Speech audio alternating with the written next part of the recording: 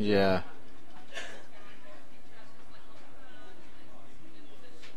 It won't let you call out? That sounds like the internet might be out up there, or maybe...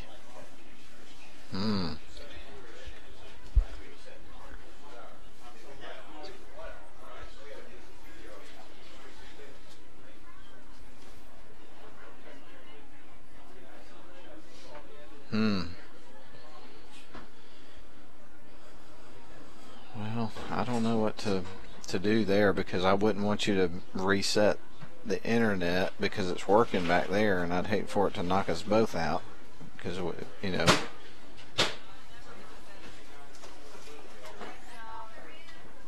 Thank you. Thank you to the person that just handed me a water.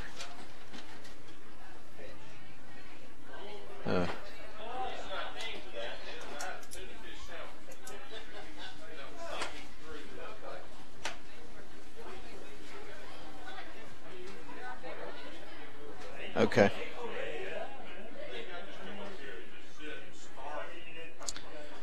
Whatever you want to do, I'm good with it. He normally does an intro.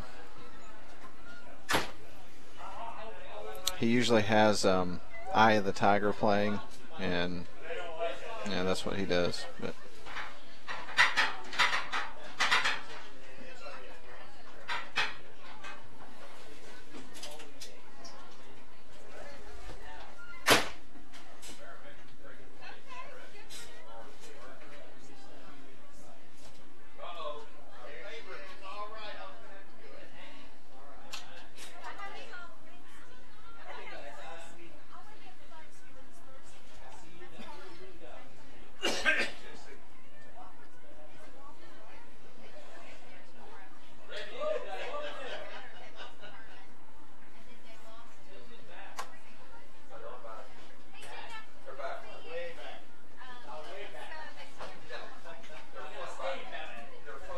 okay.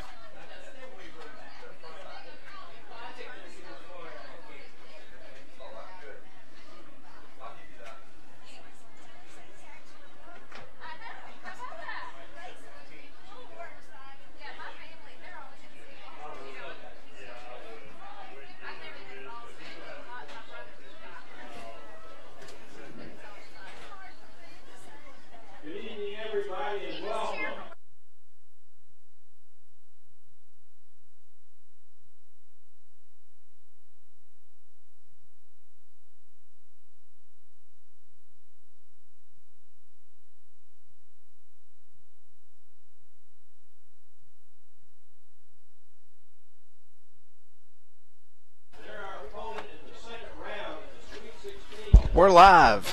Hello again, everybody, and welcome to another night of high school football in Northwest Georgia. Tonight's broadcast being brought to you live by your leader in sports in the Rome and the Coosa Valley area is AM 1410 and via the World Wide Web, all the way around to places like Tokyo, Kyoto, Bangkok, and Brisbane, Australia. Darlington graduates and fans can listen to Darlington football on an ongoing basis via WLAQ. Darlington tonight hosting Fighting Irish of Aquinas, and they are going to, they're from Augusta, Georgia, and they are listening tonight on the live stream, which can be accessed by going to YouTube and searching R. Swiger numeric 1, and the broadcast should be the first thing that you see.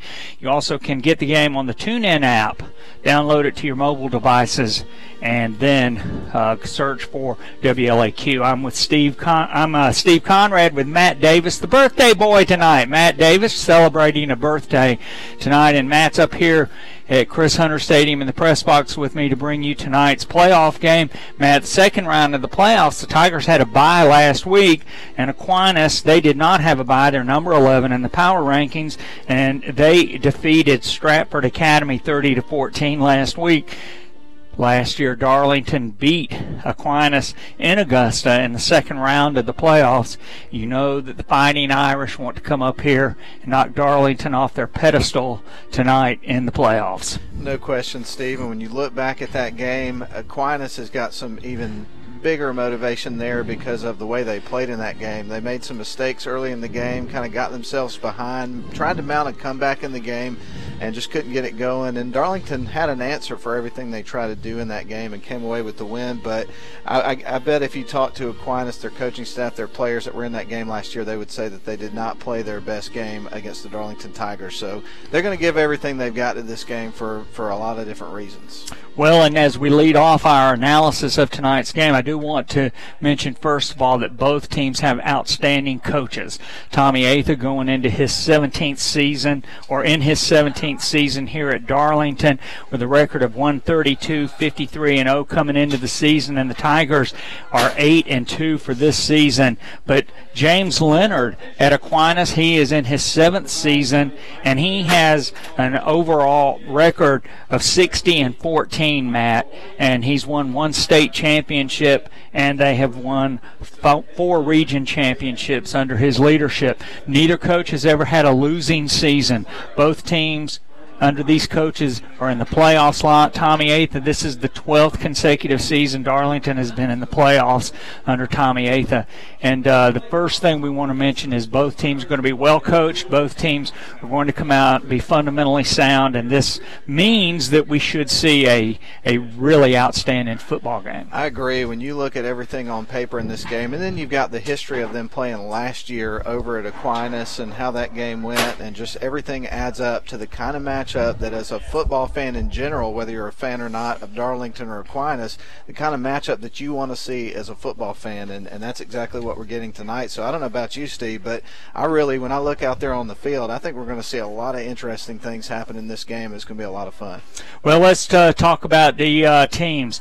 Both teams have monsters. A two-headed monster for Darlington, Colin Rogers, Demetrius Rogers, the Rogers brothers. We call them Hammer and Tongs, Thunder and Lightning, whatever we want to call them. They're both outstanding running backs, and Colin Rogers by himself with 1,247 yards rushing for the season, averaging 122 yards on the ground.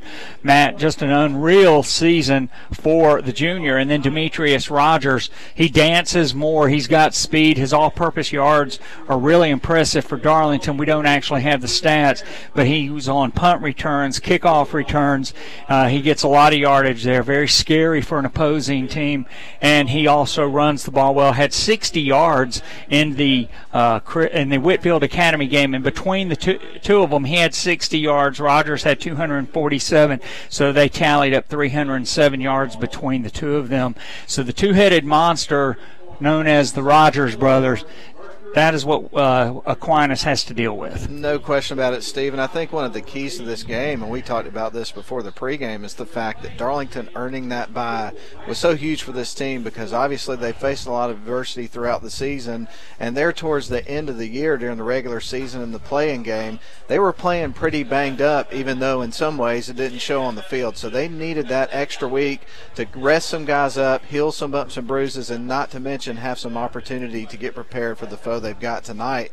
And I think that definitely works in Darlington's favor, having that extra week. Sometimes when you're playing really well and you get into a rhythm, you don't want to have that week, other than just for preparation's sake. But when you got a situation where you're banged up like Darlington's been, you got to have that time, and it worked out really well that way. Yeah, it really did. And, the other person that Aquinas has to deal with and make sure they neutralize Tate Ratledge. Tate Ratledge had an ankle injury during the Whitfield Academy game. It affected that punt that he had. Darlington only punted once, and it went for 3 yards, if you recall, and that was part of it. He couldn't get his plant foot down. So if Tate is healthy tonight, he can certainly take over a football game. There's no question about that, and that's definitely going to be one of those situations everybody's going to be watching in this game, and obviously they're going to do what they can to deal with him. But let's face it, he's one of those kids that is physically superior to most kids you're going to see on the football field, and he's going to do some damage no matter what they try to do to him throughout the game in terms of their scheme. All right, let's flip over to Aquinas and Darlington's headaches. Darlington has a two-headed monster. Well, Aquinas has a three-headed monster. Starting with their quarterback, J.P. Lambert, the senior. He is very good, Matt. He has 706 rushing yards, 13 rushing TDs in 11 games. So he's averaging over one rushing TD a game. And then we also have number 5, Cam Brinson, the running back. He leads the team in rushing with 835 rushing yards. And then A.J. Williams also has 717 rushing yards. Between the three of them, this three-headed monster that Darlington's got to figure out how they're going to cut one of those heads off, or more than one, they're averaging 205 rushing yards between them each game. And Darlington is going to have some tough sledding because, you know, it's one thing to be able to key on one running back. It's another thing when you have a quarterback like J.P. Lambert who can get out there, not only rush the ball, but he can throw the ball, has 937 passing yards. No question about it. Anytime you've got a dual-threat quarterback like J.P. Lambert, there's so many things you got to account for because, like you mentioned, he's got weapons that he can hand the ball off to. He's got some receivers that he relies on, that he's comfortable with, that he can throw to, and on any given play, he's got some options to work with. So as a defense, you got to try to figure out what you're going to be able to stop because you got basically a few options on every single play. Yeah, you do. And then you also have to deal with Joseph Welch, the wide receiver. He leads the team in all-purpose yards. Very, very good runner, 464 all-purpose yards for the season. So you know, where we've talked before about how you stop somebody, they're going to give Darlington a lot of looks. They're going to have a lot of guys that can move the ball. And between Lambert, Brinson, Williams, Welch, they've got 4 guys who can get out on the field at any one time and carry the rock, throw the rock, catch the rock. So the Tigers are going to have their hands full. There's no question they're going to have their hands full, but, you know, the hallmark of this team throughout the year and one of the big reasons that they turned out 8-2 for the regular season is because they play really solid, fundamentally sound defense. And they're going to have to play mistake-free football in this game if they're going to have a shot to win it. But I just really have a hunch that Darlington's going to be ready to play in this game. They're going to be fired up. They're going to be focused. And they're going to have some wrinkles in their game plan with that extra week to prepare for the game that's probably going to catch Aquinas off guard. We've seen Darlington do things like that in the past, so it's going to be interesting to see what they dial up in certain situations tonight.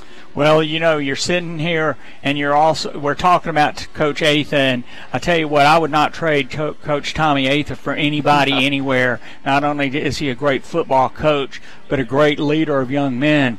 But then Kevin Hunt as a defensive coordinator. And I have to tell you, Coach Hunt is amazing in dialing up different looks, different things that the Darlington defense will show, designed to confuse a quarterback, confuse a running back.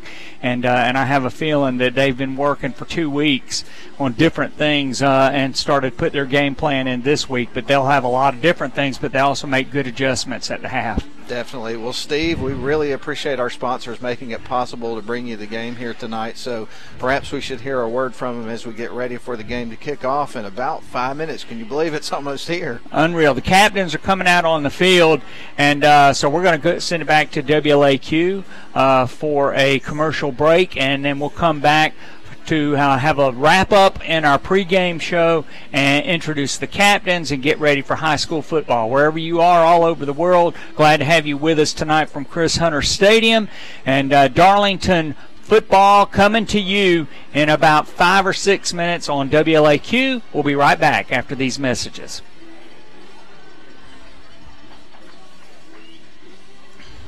Thanks.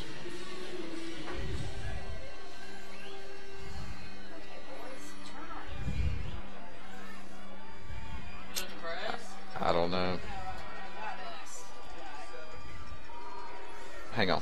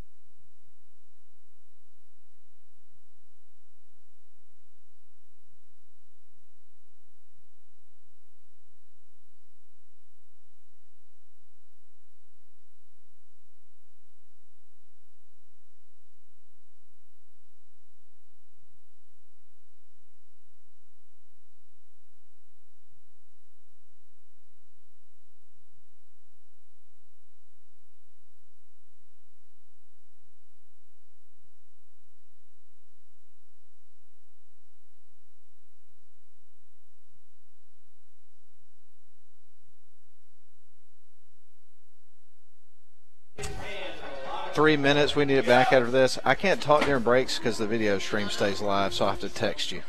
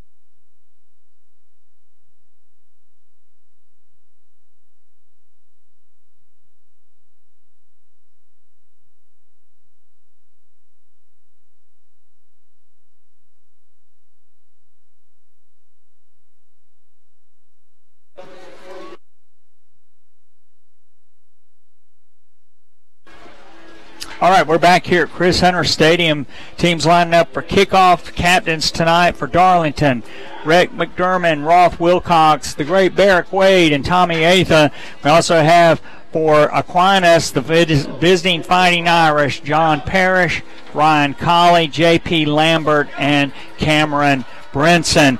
Alex Little teeing it up right in the middle of the field. Get those chin straps buckled, ladies and gentlemen. Here we go. Toe meets leather. It's going to be a high, short, end-over-end kick. It lands at the 30, and an Aquinas man gets it on the bounce just as a Darlington man ran past him, Matt. That was number 16, Joseph Marion, and he is going to be tackled at the 32-yard line, and that's where the Fighting Irish will scrimmage.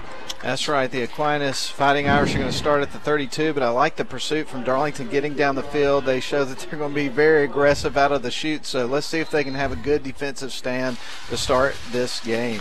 Darlington with 3 down linemen in their typical 3 down lineman defense. Now they're bringing another person in, so 4 down linemen. Lambert in a shotgun. He's going to take it. He looks like he's trying to pitch. Tate Ratledge had him hemmed in. He kept the ball, ran upfield. He's going to lose maybe a half a yard. Great defensive line play by Darlington. Yeah, J.P. Lambert looked like a deer in headlights on that particular play. The Darlington defense stayed home. They were ready to go and just swallowed him up for a loss.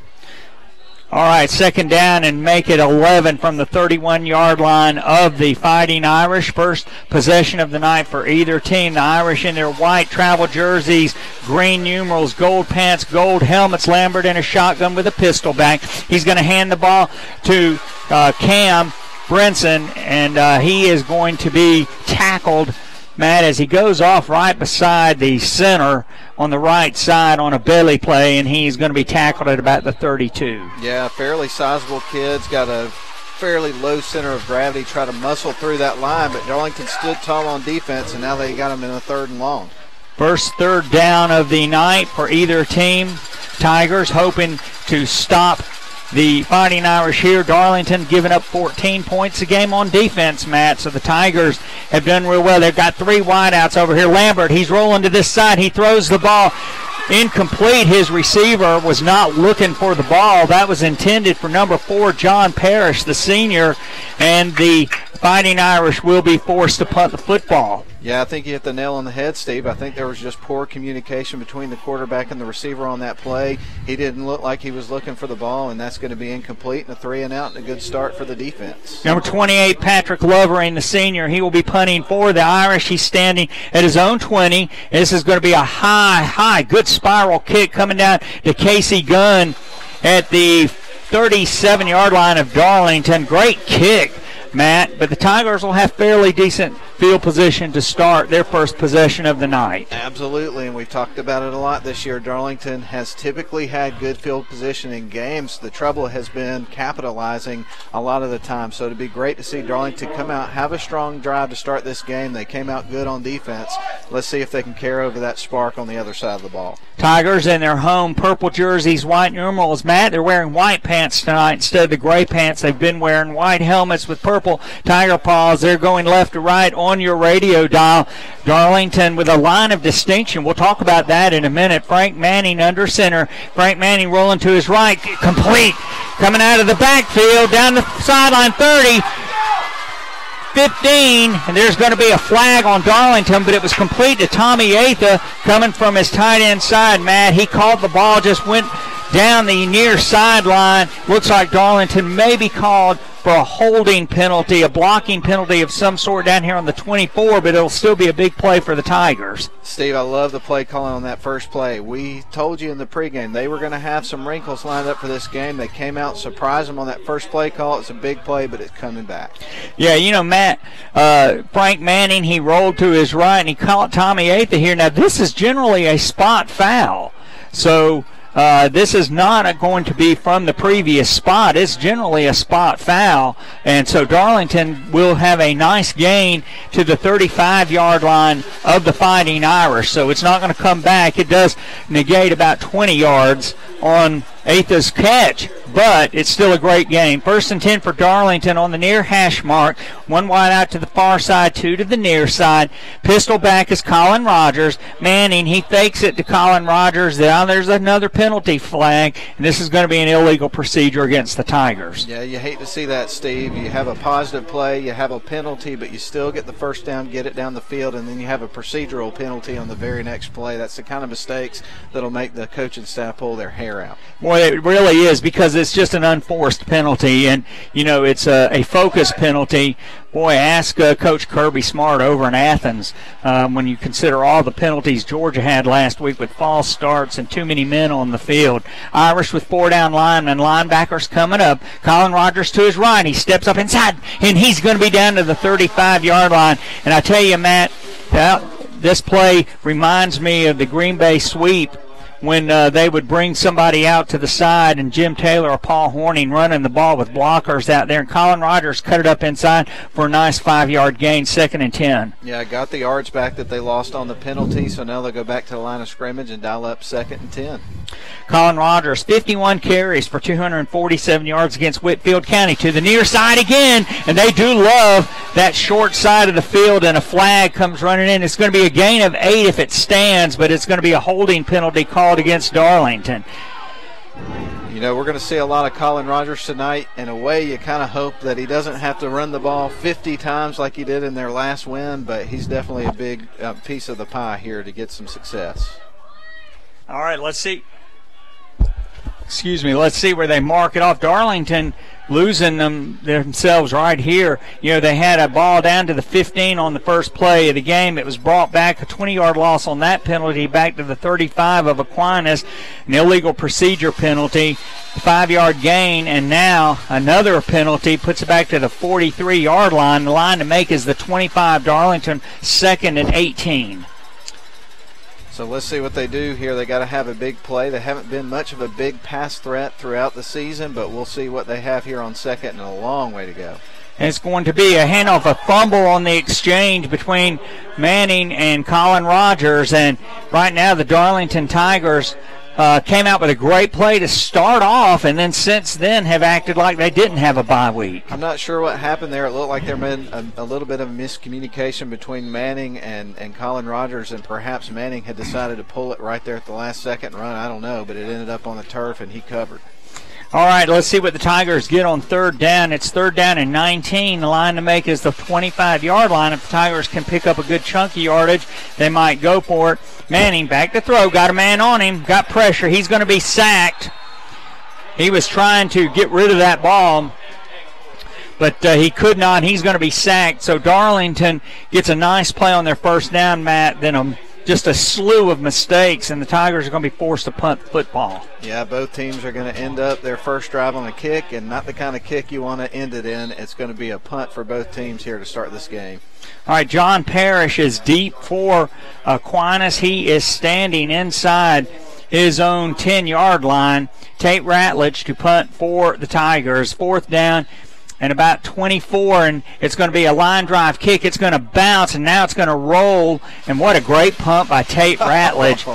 Oh, boy, that ball rolled down to the 7-yard line of the Fighting Irish, and, you know, Matt, that's just a great play by Ratledge. Anytime you've got a punter or a kicker that can pin them back as deep as often as Tate Ratledge does, that's a huge weapon, and now you get your defense out on the field, and they've got an opportunity here to get another stop, and they've got them, you know, pressed back against their own end zone.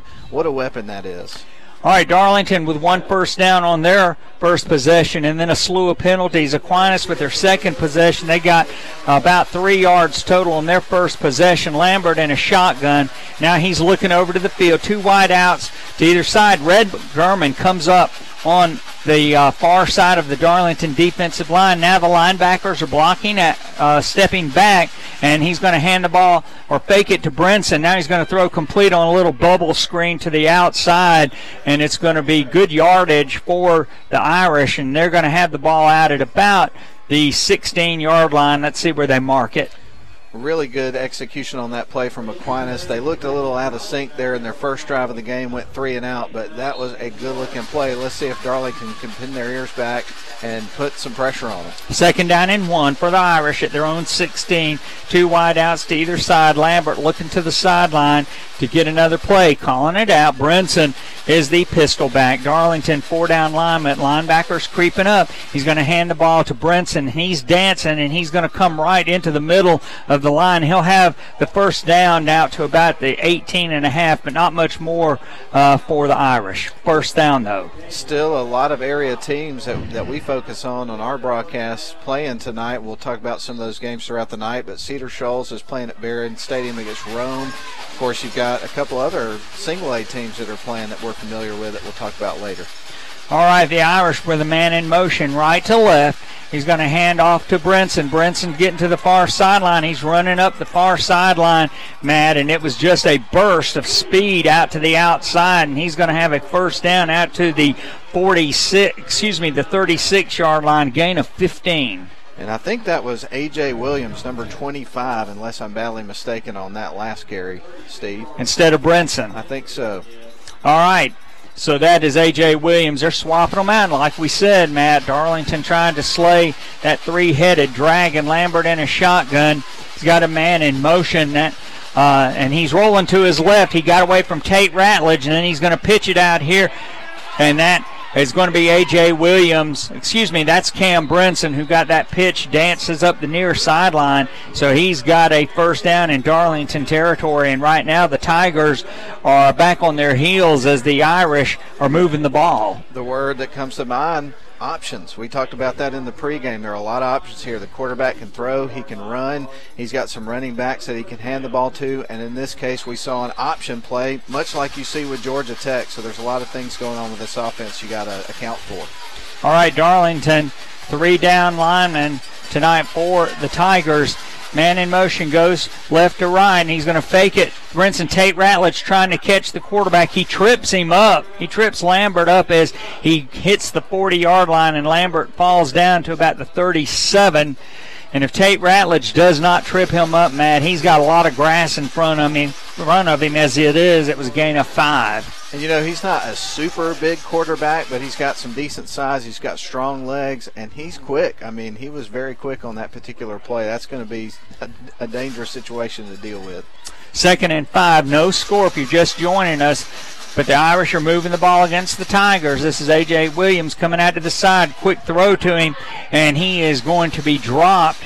A really, really good play out here by Tommy Atha. He tackled him at just about the time he got the ball, and he gets about a yard. So it'll be 3rd and 4 for the Irish. Yeah, 3rd and 4, as you mentioned, and they've got the work cut out for them. Darlington trying to get a stop here. They've been able to move the ball, but the last couple of plays, Darlington's looked good on defense. Let's see if they can get them to 4th down.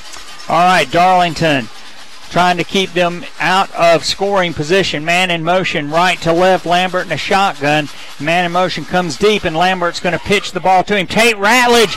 Oh, boy, what a great play by Tate Ratledge. Sacked for a huge, huge loss. Matt, back to the 46-yard line. Tate did exactly what you want your defensive end to do. He just stood there and forced the running back to make a decision as to what he was going to do, and then Grizzly Beared him right there. And you talked about Tate Ratledge tonight needing to have a big game and being one of the X factors here, particularly obviously on the side of the ball that we're on right now, defense. They get a stop, and that's huge because Aquinas was really moving the ball pretty easily in the beginning of that drive. All right, here's the punt. It's going to be a high. It's going to be an end-over-end kick. It's going to come down on the far sideline to Casey Gunn, and Casey Gunn grabs it on the run, Matt, and then runs upfield. Let's see, one of the referees is standing at the 20. Let's see where they mark it, where he went out of bounds. I think he got out to about the 31-yard line. Yeah, I think you're right. It's going to be the 31. Yep, that's exactly where they're putting it. So, again, pretty good field position here for the Darlington Tigers. They got a first down on their first drive, had to punt. Let's see if they can find some rhythm and get the ball moving down the field. I think the biggest thing right now is, Steve, no penalties on this drive. Yeah, and Casey Gunn, Matt, very, very smart play. That ball was wobbling. He ran up and snagged it and kept running instead of letting it hit the ground. Frank Manning in a shotgun, man in motion. He actually brings two men over from the far side to the left. He's going to do a quick pitch to Colin Rogers, trying to get to the sideline. Colin Rogers is going to be tackled at about the 32-yard line. And, Matt, that is number 1, Jaden Blunt, the junior. And I saw him on film today on a few plays, and he is a very, very good defensive end. You're not kidding, and Aquinas did a great job there. They saw the play was going out to the outside. They strung it out, and they were able to set the edge and get a stop there. So good defense. Give credit where it's due for sure. 2nd and 8 for the Darlington Tigers. 3.5 minutes play in the first quarter. No score. Darlington on their second possession of the night. Rhett McDermott goes in motion right to left. Frank Manning hands it to Colin Rogers, who hops into the middle of the line, but there's not much there. He's out to about the 35, and the Tigers will be left with a 3rd and 6. You know, there's no question that teams know the blueprint for the success on Darlington on offense, and it has a lot to do with giving off the ball to Colin Rogers. So Aquinas so far has had a pretty good game plan for that. So Darlington's going to have a few other things going on to kind of open things up for Rogers. You're right, Matt, and Darlington moving men and out, but Darlington did get recognized by the GHSF for their Whitfield game line of distinction, offensive line. We'll talk about that in just a minute, but it's a great honor.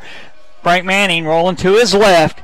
He's looking downfield, complete to a man at midfield, and he's across midfield into Irish territory. What a great play by Frank Manning, rolling to his left, and he saw the open man who had just settled down into a little spot over there at midfield, Matt, and what a great first down for Darlington. And it makes you feel like those first few plays of the drive with Colin Rogers were just setting up that play, kind of lulling the defense to sleep, saying, hey, we're going to hand it to Rogers, Next thing you know, you got a pass play, catch them flat-footed, a big play. Great play by Manning, gain of 18. Darlington in the territory of the Fighting Irish for the second time tonight. And let's see if the Tigers can do this without penalties. The referees are talking. Let's see if they've set the ball yet. And, Matt, there's a penalty on this play. I did not see what the referee signaled. Gina, I did you didn't see? Either. Personal foul. Unsportsmanlike conduct. I'm happy to have people up here spotting for me. Our executive producer, Gina, and then Barrick Wade's mama is up here taping for the live stream, and so we got extra help, Matt. We need extra help occasionally. All right, 1st and 10 for Darlington at the 32-yard line of the Fighting Irish. Darlington in scoring position almost. Alex Little just about could make one from here, but we need a 6 and not a 3. And when I say occasionally, I should say frequent occasions. Frequent. All right, 3 wideouts to the near side, 1 to the far side. Single setback, and it's going to be Colin Rogers pitching the ball to number 2. Oh, boy, Demetrius Rogers. What a great, great play, Matt. And they just ran a reverse.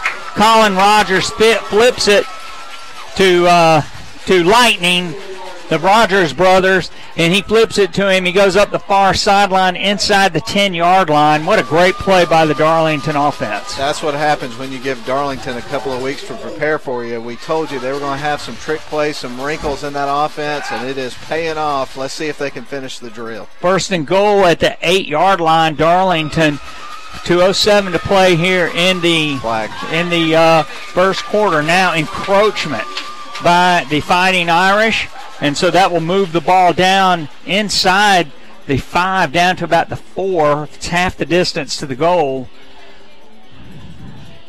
The umpire is marking it off, and he is going to put the ball at the 4.5-yard line. So Darlington with a first and goal at the 4.5-yard line of the Fighting Irish of Aquinas High School. Established in 1957 as a private school, mirror image of Darlington in many ways, Matt, except it's a smaller school. Hand off to Colin Rogers, touchdown! Holy cow!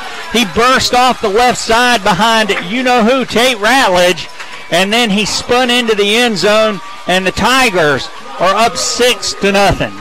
Yeah, pretty spectacular drive for the Tigers. You had a good pass play that kind of got the ball down the field. You had the trickeration on the reverse, and then Colin Rogers drives it home at the end. That was a good drive.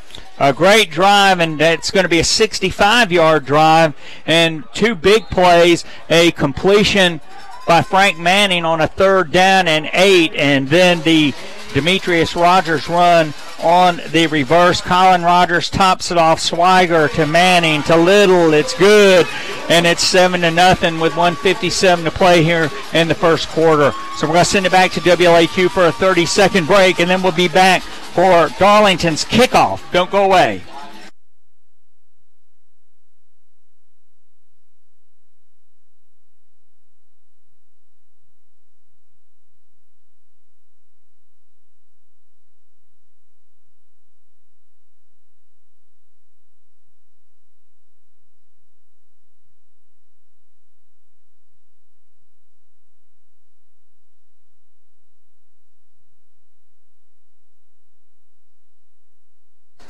All right, we're back at Chris Hunter Stadium. Cold night, 42 degrees at game time, Matt, but absolutely no wind, and that makes a huge difference. And I tell you, I love it, Steve. It takes a long time for us to get to actual football weather, but ladies and gentlemen, it's here, and it feels invigorating out here.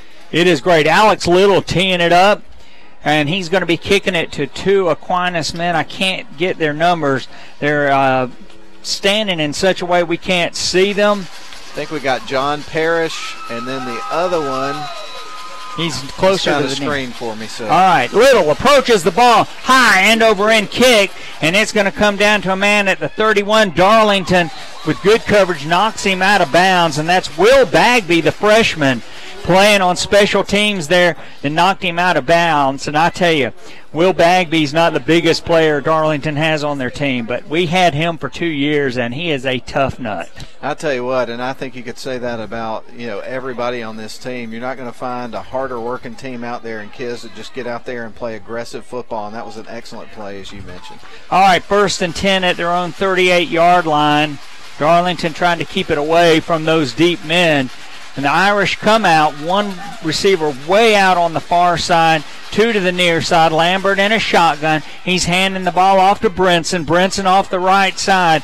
And, Matt, he's going to have a gain close to 5 on 1st down. Nice 1st down run for the Irish. Yeah, if you're the Irish, if you can get 4 or 5 yards on 1st down, you're going to like that. Of course, any team would, and they set themselves ahead of the chains here for this 2nd down play. 2nd and 6, ball at the 42-yard line. Darlington bringing up a linebacker or 2. Tommy Atha on the far side.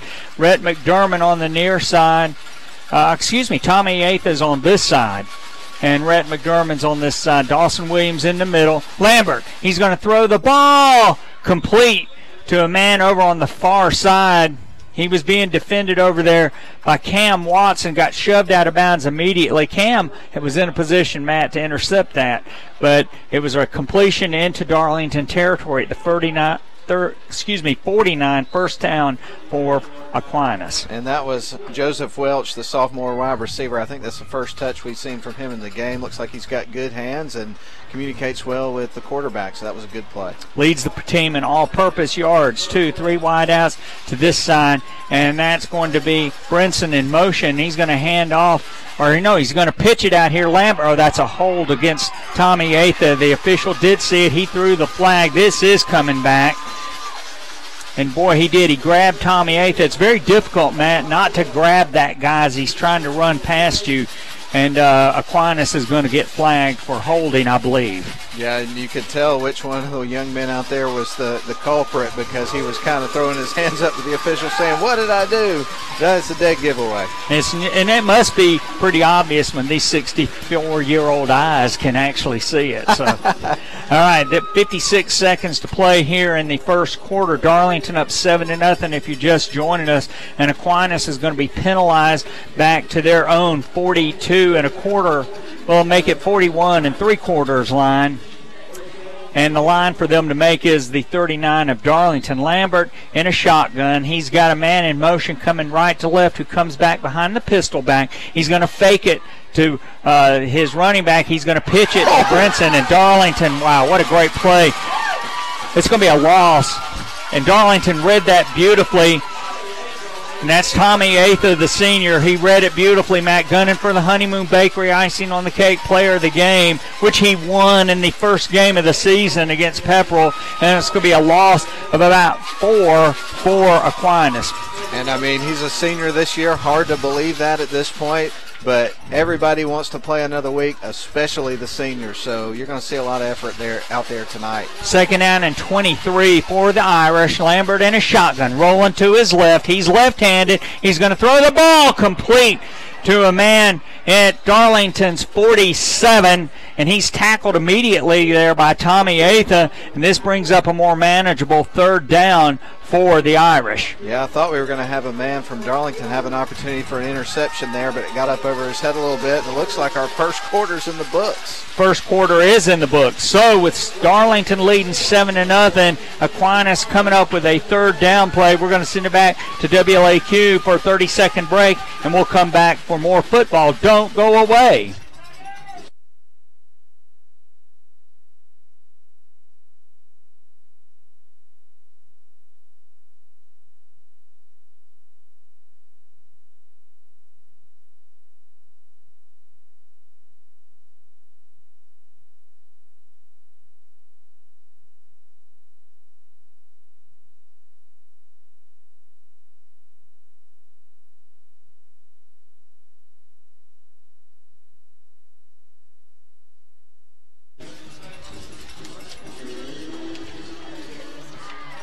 All right, we're back at Chris Hunter Stadium, ladies and gentlemen. And just, Matt, before we get any further, in lines of distinction, and the 307 rushing yards by Darlington, by the Rogers brothers, and then Frank Manning's 44. Darlington was recognized with a line of distinction for the Whitfield County game, and that was Tate Ratledge, Ted Gardner, Cade Brock, Jacob Daniel, Colin Zazzaro, and also Tyson Doherty.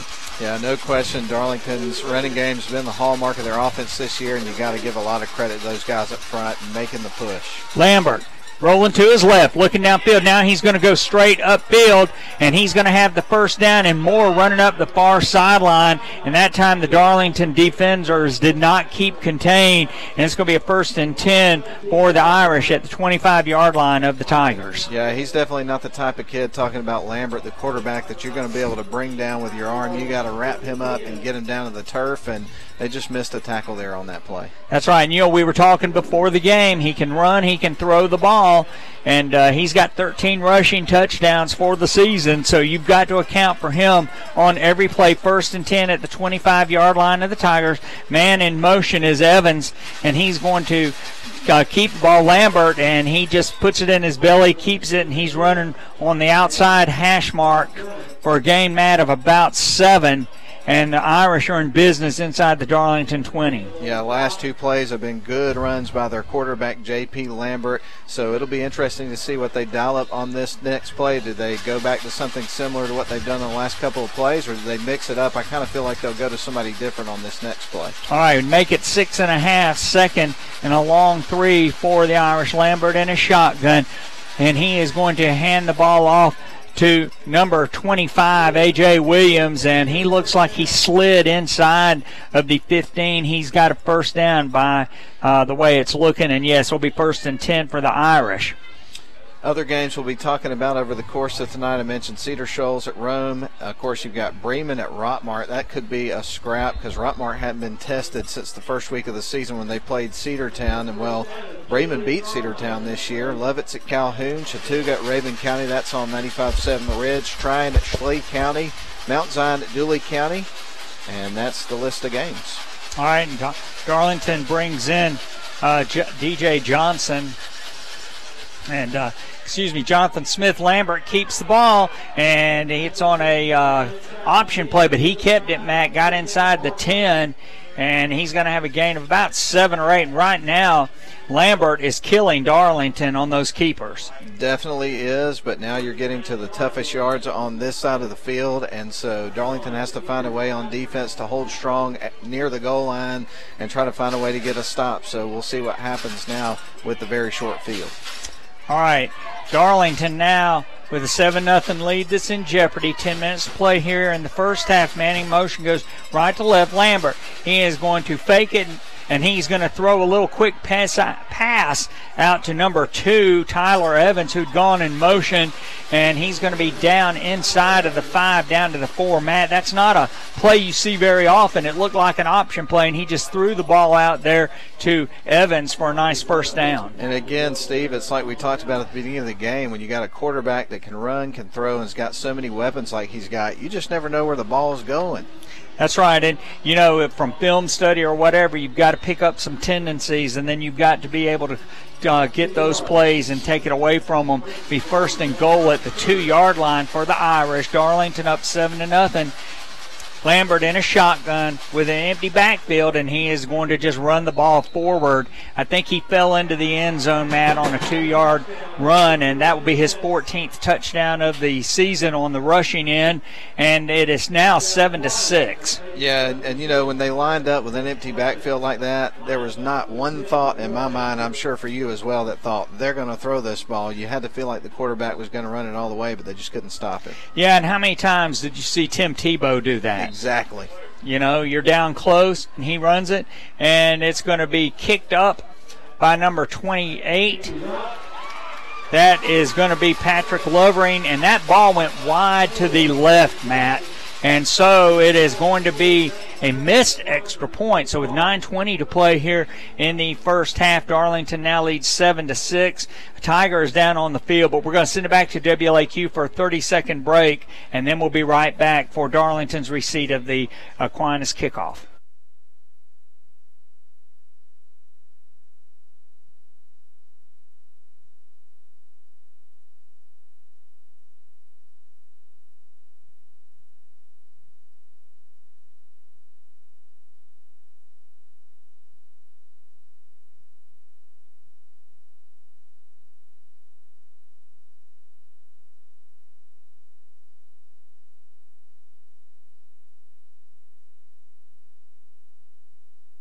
All right, back here at Chris Hunter Stadium, no wind tonight, a cold, chilly night, second round of GHSA football playoffs tonight. First time for Darlington to play in these playoffs, Matt, as the Tigers at the number 6 spot in the power rankings had a bye last week, and that's Demetrius Rogers, who looks like he is injured. He's limping off the field.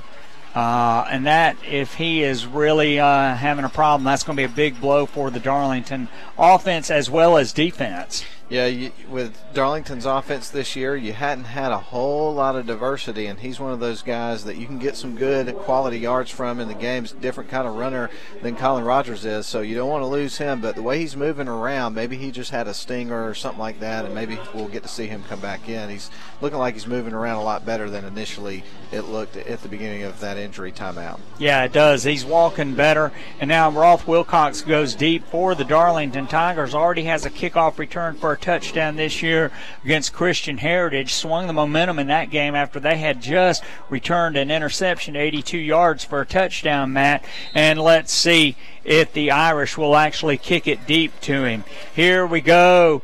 Levering, toe meets leather. It's going to be a high end-over-end kick. It's going to come down to Wilcox at the 5, running across field to this side, Matt. They've got it set up well. Roth Wilcox, 30, 40. Roth Wilcox knocked out of bounds, and boy, they had it set up great, Matt. Had a wall over here on the near side, and Wilcox took advantage of it with great return, and the Tigers are going to have great field position at about the 49-yard line of Darlington. Let's see where they actually put the ball down. Hey, good answer. You just had Aquinas score a touchdown, so you come out and you get a big kickoff return, and now you're in good position here to start this drive. So let's see what the Darlington Tigers do and see if they can carry over the momentum they picked up from that play. All right, the ball will be placed at the 46-yard line of the Tigers on the near hash, Matt. One of the things you're afraid of sometimes when a runner comes across the field like that is a possible block in the back.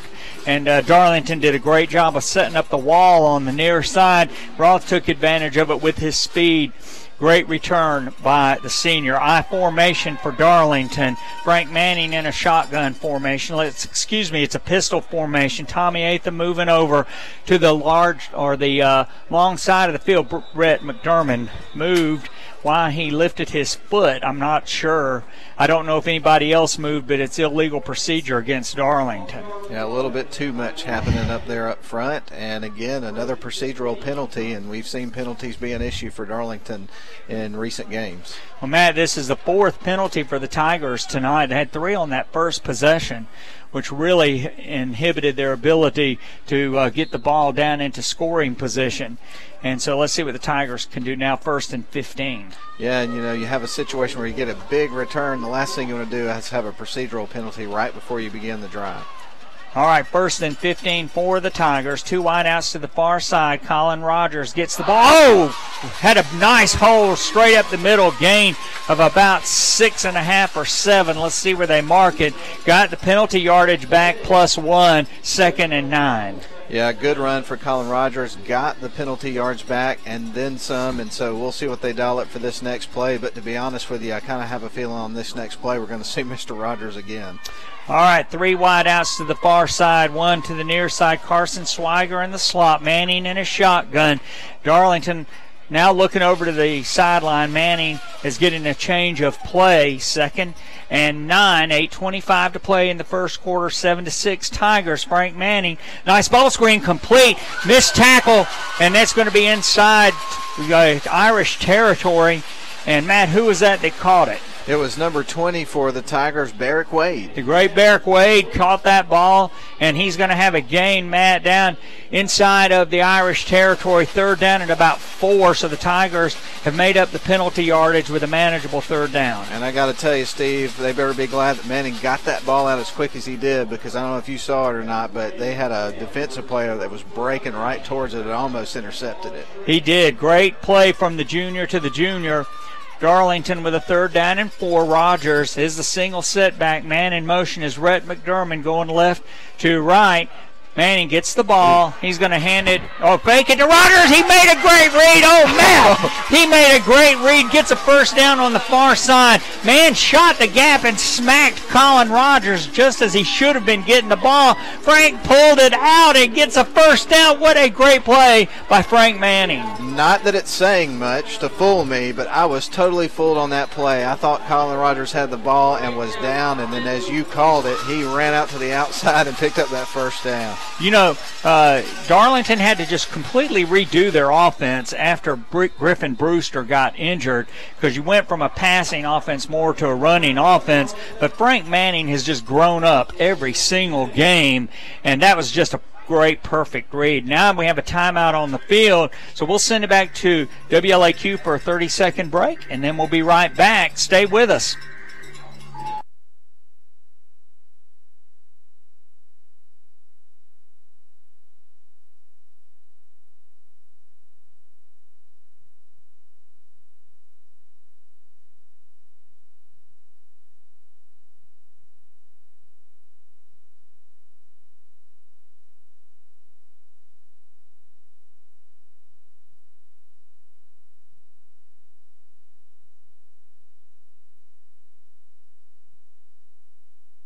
All right, we're back here at Chris Hunter Stadium. Darlington 7, the Fighting Irish 6. A missed extra point, the difference in the game right now. And Matt, you know, that play reminded me of Robert Hortman faking that ball to John McElrath at the Lincoln County Championship game, and everybody was waiting for McElrath to get that ball, and Robert Hortman pulled it out, got a first down that just sealed that game. And, you know, that's what you got. You got a quarterback who's smart and a quarterback who's looked at film. I know he does that with his daddy, and he's just smart. He talks to his brother Hunter. So, you know, Frank Manning is a very, very smart, very good at keeping the game going and making really good decisions. 1st and 10 for Darlington at the 38-yard line of the Fighting Irish. 2 wideouts to this side. Tommy Atha comes in motion to the wide side of the field. Oh, my goodness, bad snap.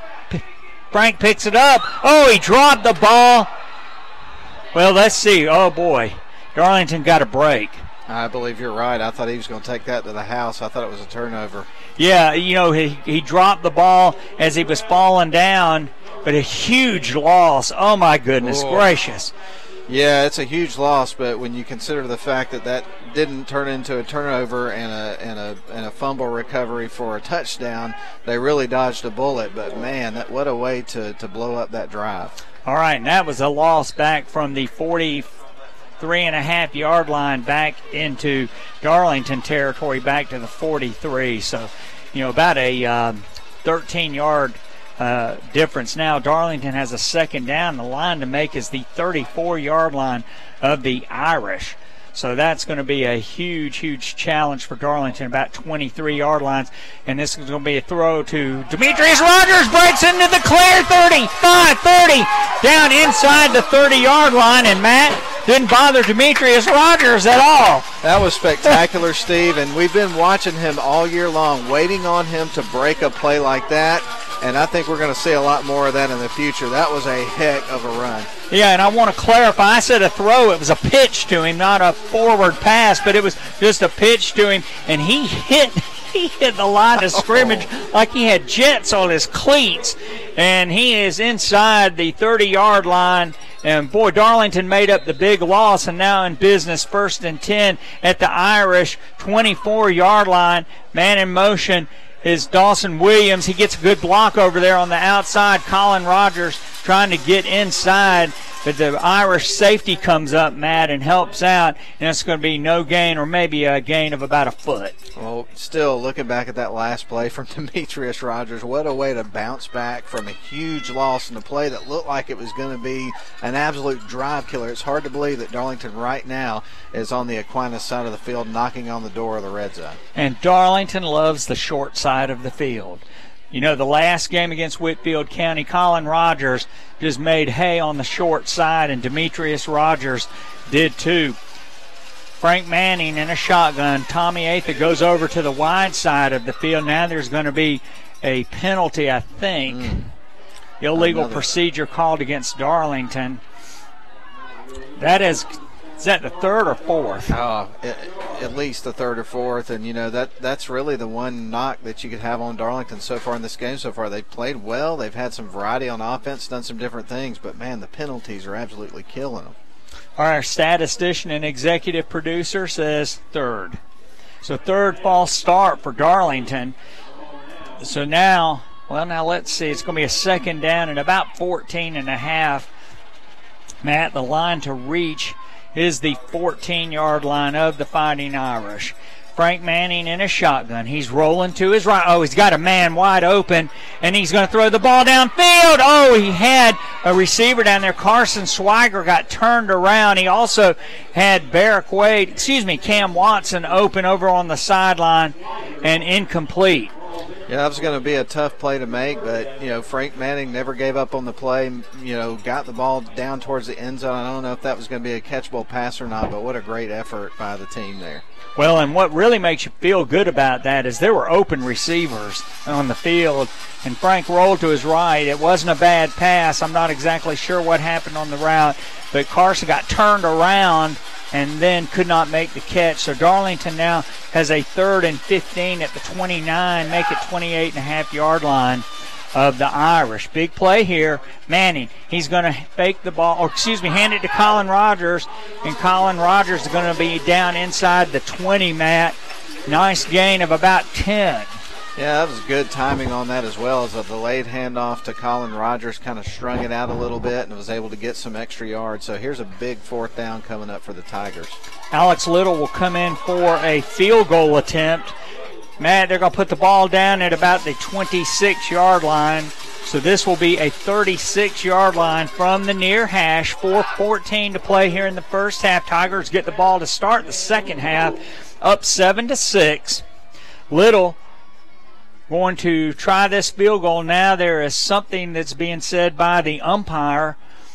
He's backing away, Matt. Now he signals, okay, guys, you can start. Here it is, ball's down. It is up and is going to be wide right. Yeah, I kind of shanked it to the right, and that's no good. Had good distance, but that is going to be a failed field goal attempt by Darlington with 3:47 to play here in the first half. Yeah, pretty tough situation when you start the drive on your own 46 and come away with no points. That's definitely very frustrating for Darlington as we edge towards the end of the half here in just a few minutes. And the last time Aquinas had the ball, they just moved it at will, and we could understand now this three-headed dragon of Lambert, Brinson, and Williams. They can all run. They can all move the ball. Very, very good offense. Lambert takes a high snap. He keeps the ball, goes off the left side, missed tackle. Demetrius Rogers trying to hem him in on the far side, and he finally runs him out of bounds, Matt, at about the 38-yard line. Yeah, if you're the Darlington Tigers here, you have got to find a way to keep them out of the end zone and taking the lead before we get ready for the locker room at halftime, and that's not a good start by giving up a big return like that. It isn't, and Matt, he snagged a high snap, and I don't know if that threw the play off, and he just kept it, but he went off the left side and had a nice run, and right now J.P. Lambert, the senior, is killing the Darlington Tigers. He's a guy that can turn nothing into something big. All right, he's in a shotgun, and he's going to hand the ball off to A.J. Williams. And A.J. Williams kind of dances a little bit to get inside the 39 down to about the 37, gain of about 2. Yeah, I thought there was going to be nothing there. I thought he might gain half a yard on that play, but that extra effort to get, his body moving forward was able to get a couple of yards. All right, Darlington clinging to a 7-6 lead, 3 minutes to play here in the first half. The Tigers scored first, and then the Irish scored, missed their extra point. The Tigers get the ball to start the second half. Darlington bringing up some linebackers. Lambert, he is going to hand the ball off to Williams. Williams is dropped right there. Actually, he loses 2, Matt. And this is where Darlington's moving Tate Ratledge around a little bit. I think he's playing middle guard. Now he's going to come back out to left tackle or defensive end out here. Cade Brock there with a nice stop. He also had some help, so good job by the defense to push them into a 3rd and long situation. 3rd and 10. Huge play for Darlington's defense right now. Let's see if they can make a big play. And football games hinge on just a few plays. So let's see what the Tigers do. Lambert in a shotgun, looking back. He is going to be swamped. Oh, my goodness, great play! Holy cow, Tate Ratledge, the Darlington defensive line, Matt, they just collapsed as they bull rushed. They collapsed the line for the Fighting Irish, and that's going to be a loss of 6. We've been watching this salty defense all year long make plays like that, and that's what big-time players do when big situations come up like that, make big plays. Halftime coming up. We got a lot going on at halftime tonight here at Darlington. 1:41 to play in the first half. Tigers with 3 timeouts, but they aren't, 2 timeouts. And let's see, 2 men deep for Darlington. Patrick Lovering, he is in kick formation for Aquinas. And Matt, I'm not sure why it took them so long to set the ball, because there's still 10 seconds on the play clock. I don't know. But it took 30 seconds. All right, here we go. Eventually. And the Irish are going to take a timeout. So 1:09 to play here in the first half, and they're going to take a timeout Matt, and we're approaching halftime. Honeymoon Bakery icing on the cake player of the game won't be announced at halftime, but we can dream of cupcakes and cakes and breakfast at the Honeymoon Bakery during halftime. We'll go over stats, and we're going to talk about the greatest prank ever pulled at a college football game. This week Southern Cal is playing UCLA. In the week of the Southern Cal game, UCLA, they put a gigantic crate around their statue of a Bruin or a bear over at UCLA. Well, the USC people broke into it and painted the bear with their colors. But that's no prank at all. Not compared to what you're Not compared to what we're going to talk about. You got to stay around. There are just some things that happen that strain credulity, but this really happened in 1982 in the Harvard-Yale game, and I don't want to give away too much about it, but it was a great, great stunt that was pulled at the Harvard-Yale game in 1982. But right now, first things first, Patrick Lovering is in punt formation. Darlington has two men standing at the 10-yard line, and he is going to kick the ball. This is a great kick. Yeah, it is. Wow, what a great kick. Very high spiral kick, and it is a fair catch by Casey Gunn, the sophomore. He is at the 8-yard line. And let's see what the Darlington Tigers plan to do. Matt, I would suspect that in this situation the Tigers will be conservative, run Colin Rogers. If he can break off something, then the Tigers may then try to get the ball downfield. Yeah, no question about it. You're pinned to your own 8-yard line. You've got a minute until we get to the halftime. You've got a 1-point lead. No funny business here. You don't want to risk turning the ball over and giving up quick points to a team that you're ahead of, getting the ball to start the second half. Tigers only giving up 14 points a game, and they've given up 6 in the first half. Tigers lead by 1. Frank Manning under center for Darlington. He's looking over to the sideline now. Play clock running down inside of 5. Tommy Atham moves out to this side, and now Darlington calls a timeout, or they would have been given a delay of game penalty. Yeah, we're going to also have some scores for you at halftime. The Big Kahuna is at home tonight, not at the studio. A little under the weather, but he's on the mend, so thankful for that. He's had a touch of the flu this week, so I'll be responsible for grabbing our scores tonight at halftime, so we'll be keeping it here a little bit more than we typically do on Friday evenings. All right, and wherever you are, say some prayers for Randy Davis to get well very quickly. Randy, we love you and we miss you. Well, I tell you, your daddy has just been a mover and shaker all his adult life in Rome when it comes to sports.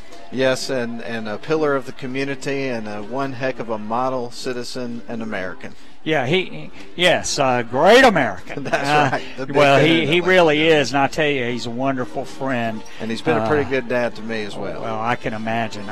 He's a great friend, and we have a good time.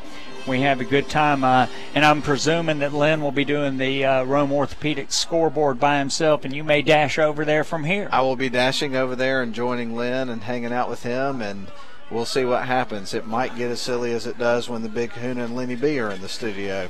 Man, now that's setting the bar high. I'm just telling you if it's going to get sillier.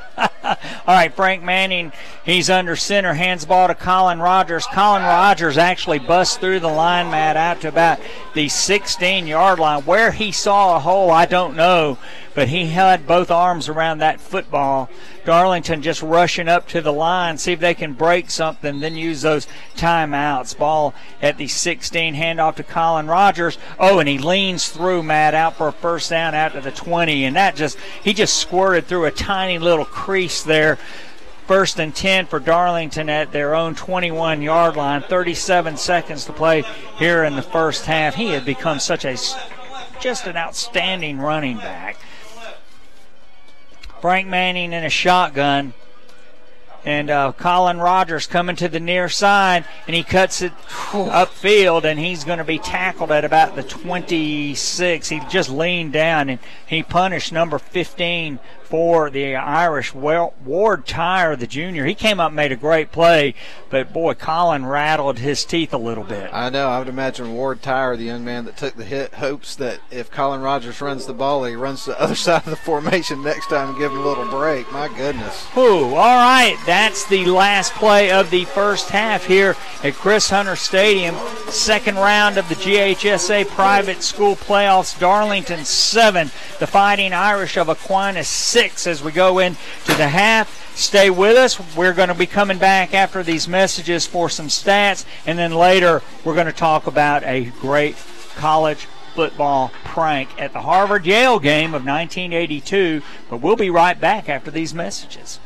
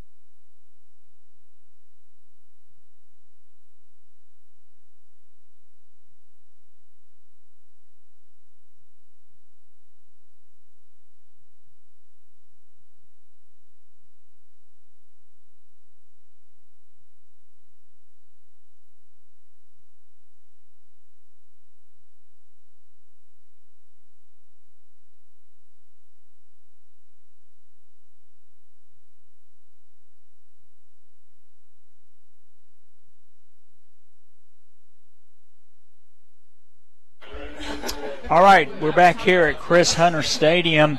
At halftime, Darlington leads the Fighting Irish of Aquinas 7-6 at the half. A missed extra point is the difference in the football game right now. And, Matt, I think you might have some scores of interest for the Darlington faithful and for other fans of high school football that are listening to tonight's game. Yeah, if Darlington can find a way to get past a really good Aquinas team, then next week we'll be interested in knowing what team might await them. And right now it looks like who you would think it would probably be, Eagles Landing Christian Academy right now up over Trinity Christian. Early in that game, they were in the first quarter up 14-0, and I think most people prognosticating games would assume that Eagles Landing will come away with the win and would be the foe for whichever team wins this game. And that'll be a tough situation there in the quarterfinals. They have a really, really good team, explosive offense, great defense. They're a tough team to play against every week. And, Matt, I read this week, I think that they have won 35 consecutive games against single-A competition. So,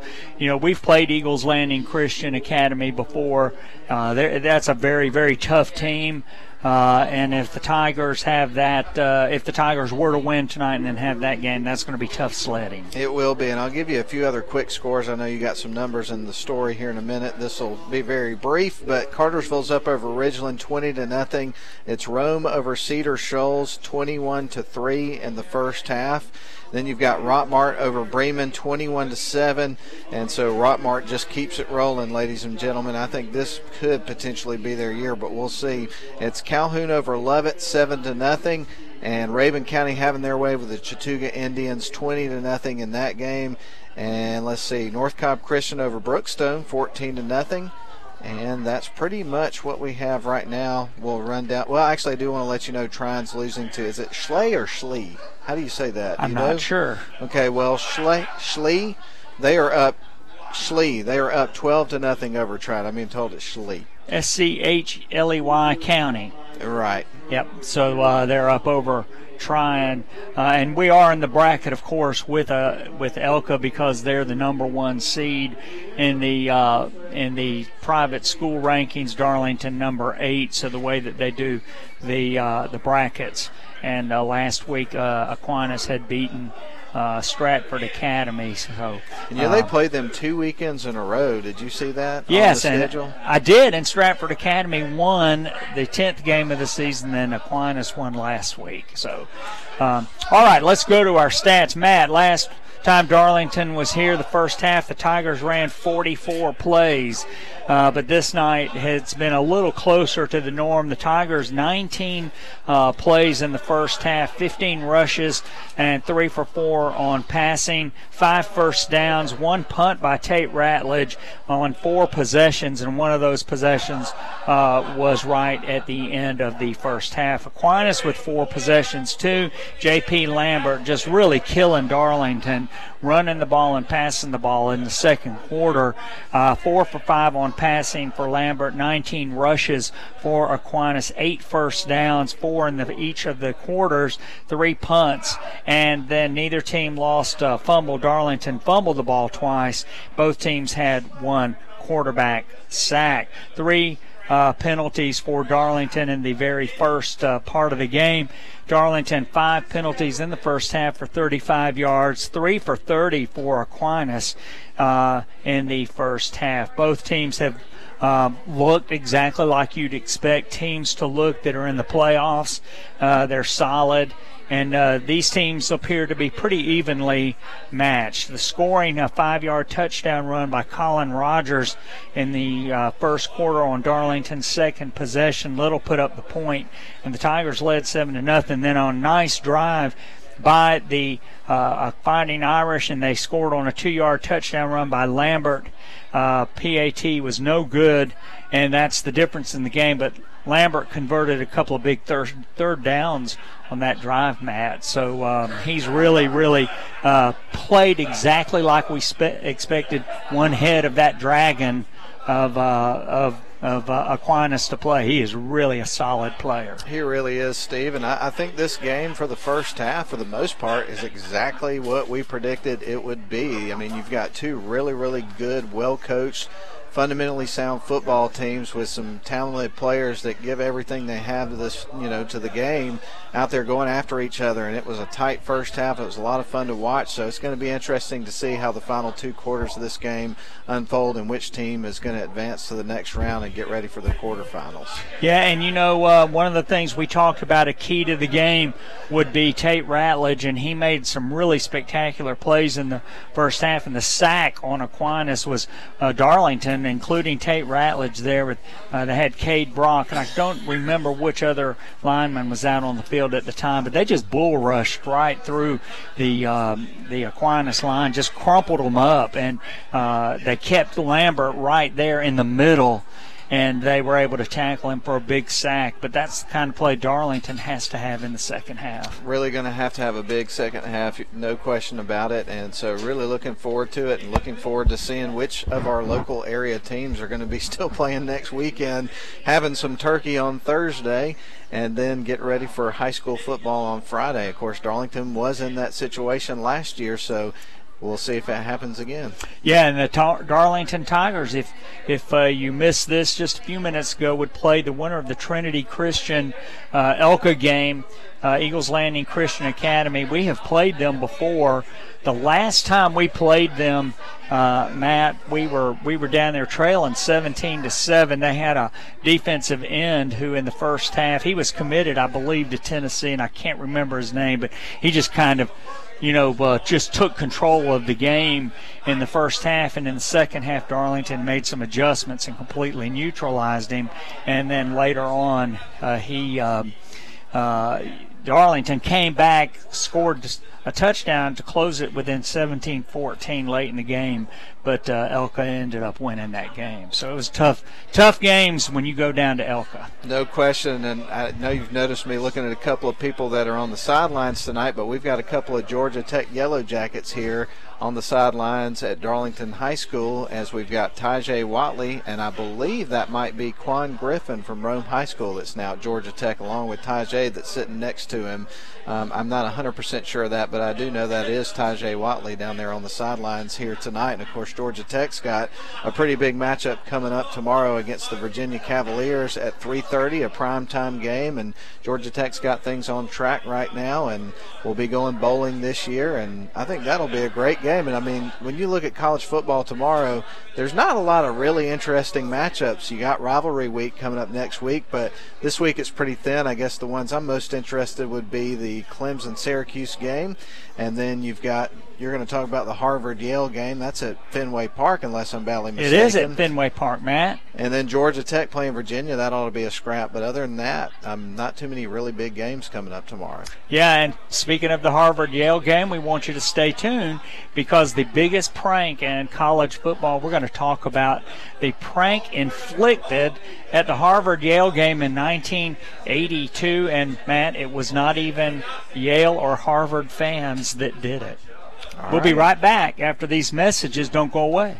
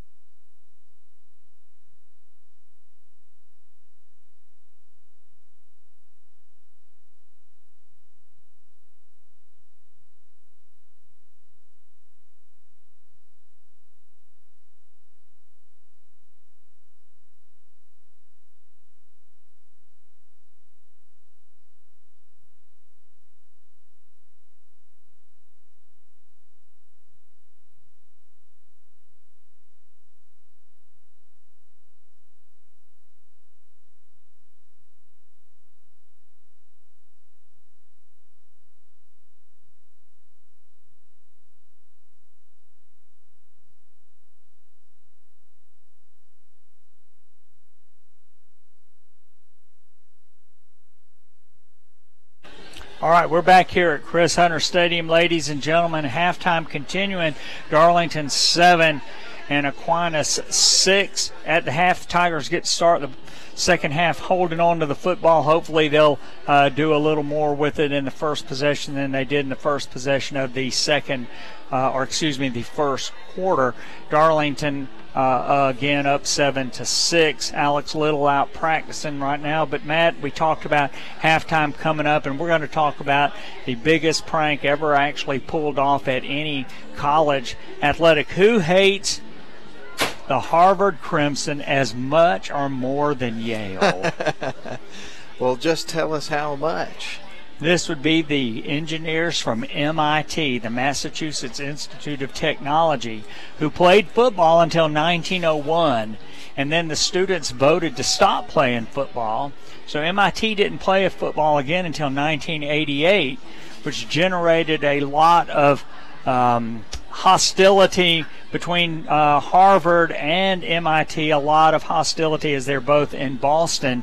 And in 1982, Harvard and Yale met at Harvard, and these were people from the Delta Kappa Epsilon fraternity at MIT. And in the 1982 game, they pulled off a trifecta. The first two things are just kind of comical. The second is amazing. A trifecta in jabbing Harvard. The first thing that they did was, as people coming into the stadium, into the Harvard section were coming in, they were given cards, and they were told that when they got the signal to put their cards up, they would spell beat Yale. When in reality, they put their cards up and it spelled beat, and it spelled MIT. The second thing was that a group of students at MIT got uniforms that made them look like Yale band members. They ran out onto the field at halftime, and then they laid down and spelled out MIT. But the really amazing thing, and this will never be equaled, because if somebody tried to do this today, they would be put in jail. It began, the origin of what happened in 1982 started in 1948 when a group of MIT students in the Deeks fraternity decided they would set off explosive devices from primer cords under the Harvard field and spell MIT. They laid their primer cords out, and 2 days before the game, a security guard saw wire coming out of the ground, and so the police removed the primer cords, but they waited to see who was going to detonate the primer cords. And so they arrested an MIT student who had his trench coat full of batteries to detonate it. When they asked him why he had all those batteries, he said, well, MIT boys always carry batteries in case of an emergency. So it was thwarted, but it came back up in 1978.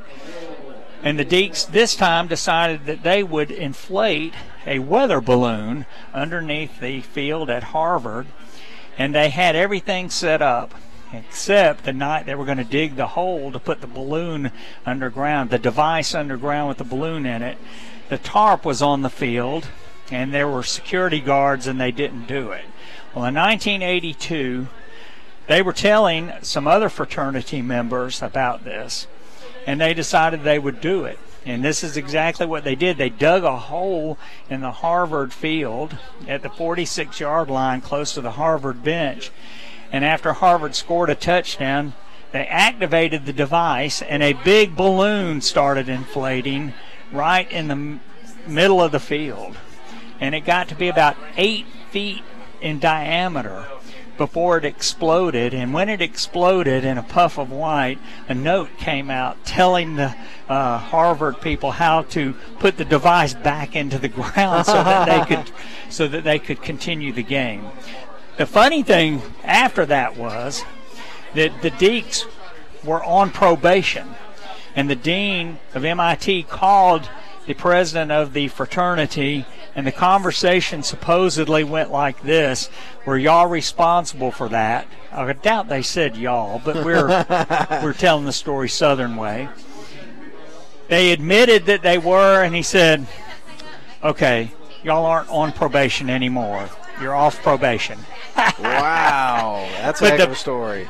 But there is no prank that will ever be full. Can you imagine in today's environment somebody inflating a balloon that would explode in a puff of white, or attempting to detonate primer cords to make an explosive device at a college football stadium? Definitely not. Definitely not. We live in different times now, but that's a great story, and the whole time you're telling that, I've got to see some video of this. I'm visualizing this in my mind, and I need to see this. Where can I view this?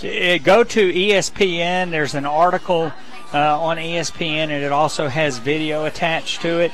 There's also a link to a press conference that the Deacs gave. The 1978 members, there were 4 of them, and they called themselves, let's see if I can find it in my notes here. It was really funny. They lived in Sudbury, so they called themselves the Sudbury 4. They never have identified who they are. But the students who actually did it, they were very open about it once they found out that they weren't going to really get in trouble. So the Boston newspapers and media, they had press conferences. They asked them about it. They talked about it. And they were very open about it. So you can actually see the video of the balloon itself on ESPN. Go to ESPN.com, NCAA football. You'll find the article. You also there'll be a link in there to the press conference. That's really fascinating. That is fascinating. And, talking about Harvard and Yale playing tomorrow, they're going to be playing over at Boston's Fenway Park, which is going to be pretty neat. And you've got an interesting locale for another college football game that's taking place tomorrow. The Syracuse game is going to be taking place over at Yankee Stadium, which is pretty cool. Yeah, Fenway Park, Yankee Stadium, hosting 2 big games. Certainly the Ivy League game is not nearly as much of national interest, but Harvard and Yale's rivalry goes back a long time. I believe this is the 135th meeting between them, and they've had some wild games. And I think it was the 1968 or 69 game where Harvard was way down late in the fourth quarter, came back and tied Yale, and the headline for the Crimson on the Crimson magazine was Harvard comes back to beat Yale 29-29. Wow, that is incredible. So and there's some big games. Of course, the Clemson-Duke game is a big game.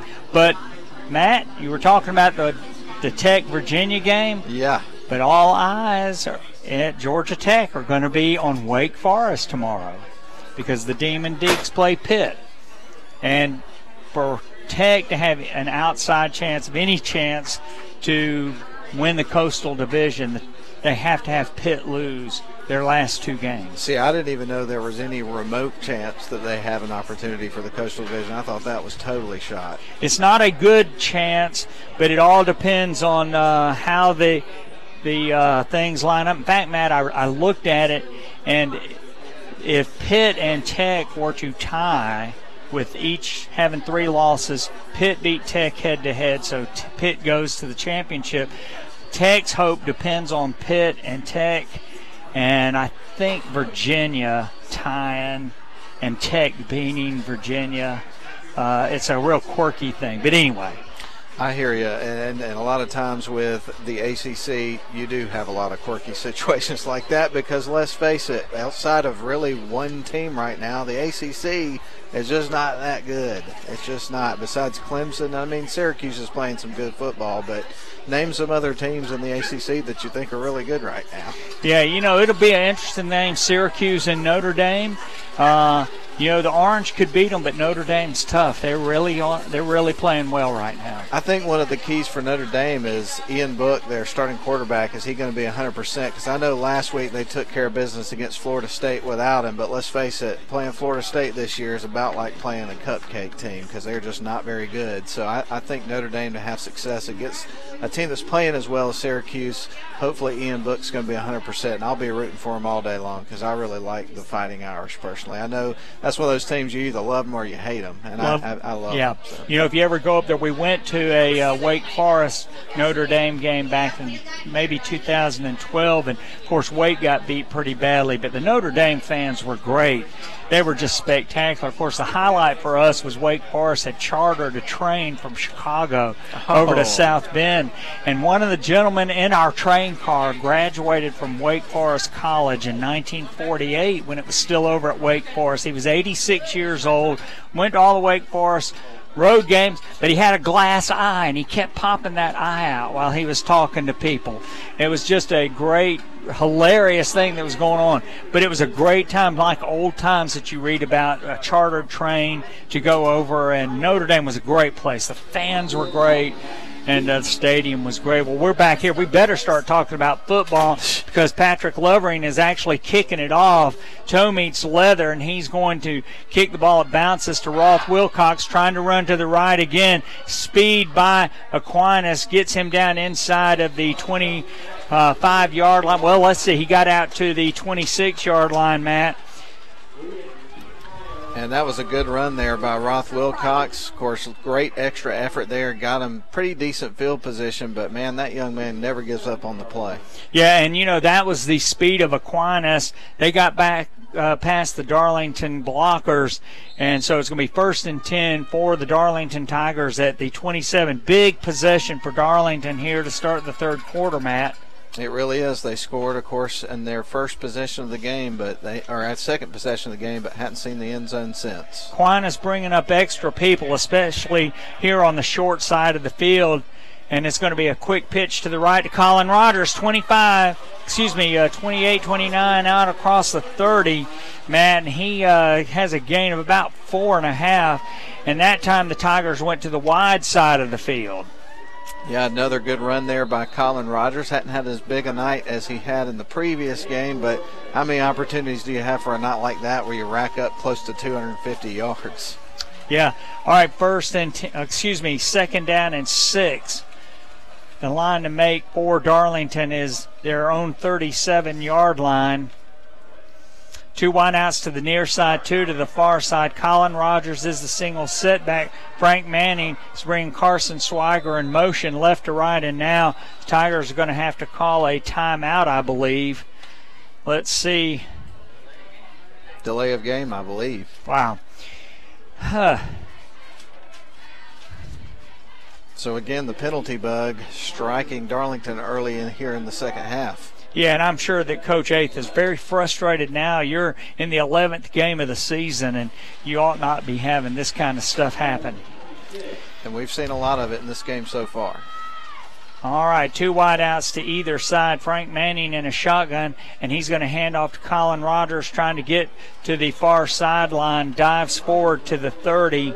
Let's see where they mark it. And this will be a 3rd down, Matt. It looks like it's going to be about 3rd and 6 or 7. Yeah, make it 3rd and 7. And that was all effort from Colin Rogers. You got to give credit to this Aquinas defense. They've done a pretty good job overall of kind of slowing him down and balling him up a little bit, but it's just hard to stop the kid. He just keeps going.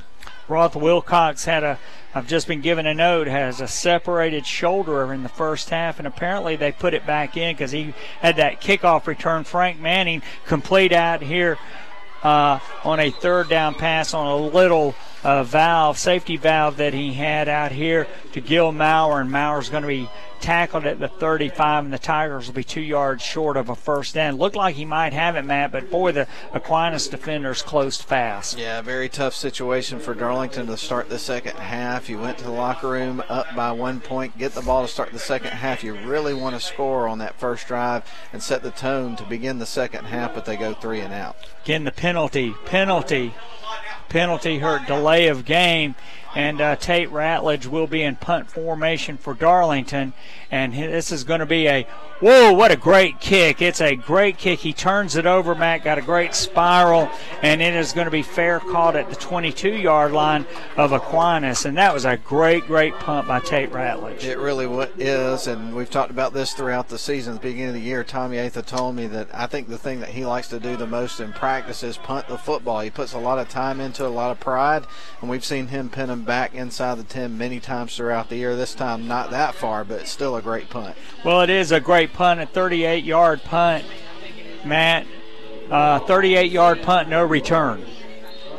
So the Fighting Irish will scrimmage for the first time from their own 22-yard line. J.P. Lambert, we want to wish him well as a senior, but I hope that he doesn't have any success here in the second half. He has killed Darlington, man in motion. It's going to be going left to right.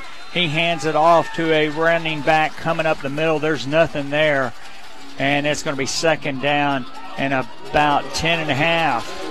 Darlington's had to rely on their defense all year long to keep them in games. They're not going to get out there and score 30 points and overpower people on offense. They've got to rely on that defense to stand strong, and so far they've been able to do that in this game. They got to keep it going. They do, and Darlington's only given up 14 points a game, but only scoring 22. Aquinas scoring 30.4. So they're behind schedule on their points. All right, Lambert in a shotgun, man in motion, goes left to right, and he's going to fake it to him. Now he pitches it to him. He's trying to get to the corner, and he does, and he's going to be knocked out of bounds maybe at the 27-yard line. And so the Fighting Irish will be left with a second down. Let's see, they're going to mark it at the 25. So the line to make is the 32.5. So they've got third and about 7.5. Well, the way that he was running to the outside, the kid's got some fast wheels, but they strung him out, and he ran out of room to run. And so all in all, I'd say that was a good play for the Darlington defense. All right, third down and about 7.5 for the Fighting Irish. Man in motion. Comes left to right. Lambert, he's rolling out here to his left. He's got men on him. He's throwing the ball. Intercepted by Demetrius Rogers, running up the near sideline. Demetrius Rogers inside the 20. Lambert threw it over the head of his intended receiver. Casey Gunn almost tipped that, and Demetrius Rogers snagged it from his safety position, Matt, and the Tigers are in business. Honeymoon Bakery icing on the cake player of the game is up for grabs, and let me tell you, Demetrius Rogers had a big run in the first half, broke a really big run, and now he's got this interception. I think the kid wants some cupcakes, Steve. Yeah, you know what? And he has not had the Honeymoon Bakery icing on the cake player of the game this year, and I guess he's feeling a little put out here. Maybe so. Well, let's see if he can keep this going and have some more big plays and perhaps earn it. There's a lot of kids out there giving everything they've got to this game, so it's going to be an interesting decision. We may have to get our committee involved in it today, Steve. We may. First and 10 for Darlington at the 23-yard line of the Irish. Man in motion right to left. Quick pitch to Colin Rogers to the near side, coming out to the sideline. He's knocked out of bounds, but not until he gets inside the 20, Matt, maybe down to the 16, and that's where the referee is walking in. So that's going to be a nice gain for the Tigers of about 7.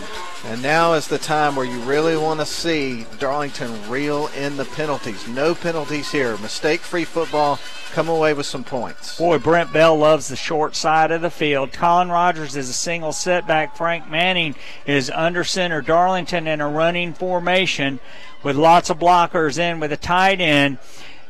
Hand off to Colin Rogers. Right in the middle, Colin Rogers with a burst inside the 5.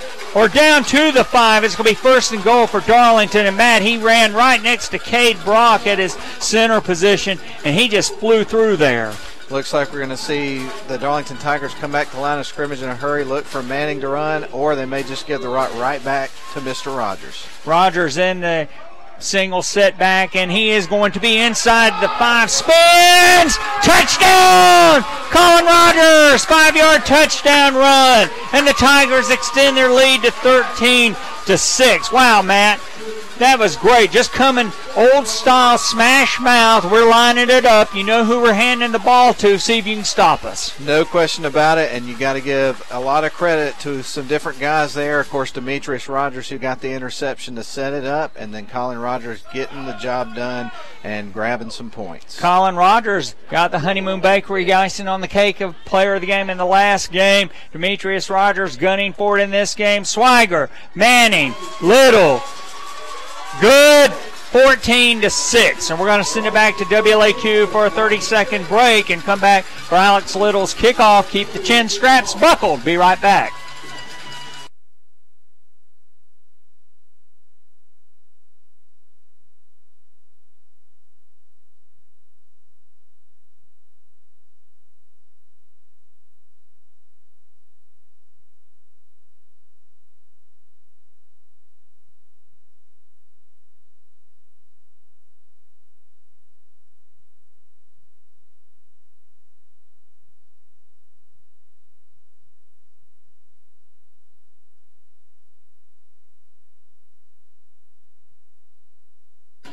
All right, back at Chris Hunter Stadium, Matt, Colin Rogers unofficially 45 rushing yards in the first half on 10 carries. He's got 30 on 5 carries here in the second half. And that was just a big, big situation for Darlington. They've got the momentum on their side, and hopefully they'll be able to get a stop here and keep building on this lead. All right, Little to kick it off to 2 men deep for Aquinas. And he's going to kick a short kick. It's going to come down to man at the 27, blocking the back there. I don't think the referee saw it, Matt, but he is going to be tackled. The Aquinas receiver is going to be tackled by a host of Darlington players on the far side at the 35. Yeah, you're going to have good field position here for a team that has, for the most part today, done a good job of moving the ball. So Darlington's really going to have to do a good job on defense here on Aquinas. 1st and 10 for the Irish at their own 35-yard line. Lambert threw a pick on the last possession that they had. Man in motion left to right. And they've got the Wildcat, and they're going to be called for illegal procedure. Looking forward to Barry playing tomorrow. They're in the playoffs again this year. They're going to be playing the team that they started the season against, and that's Maryville, the Scots.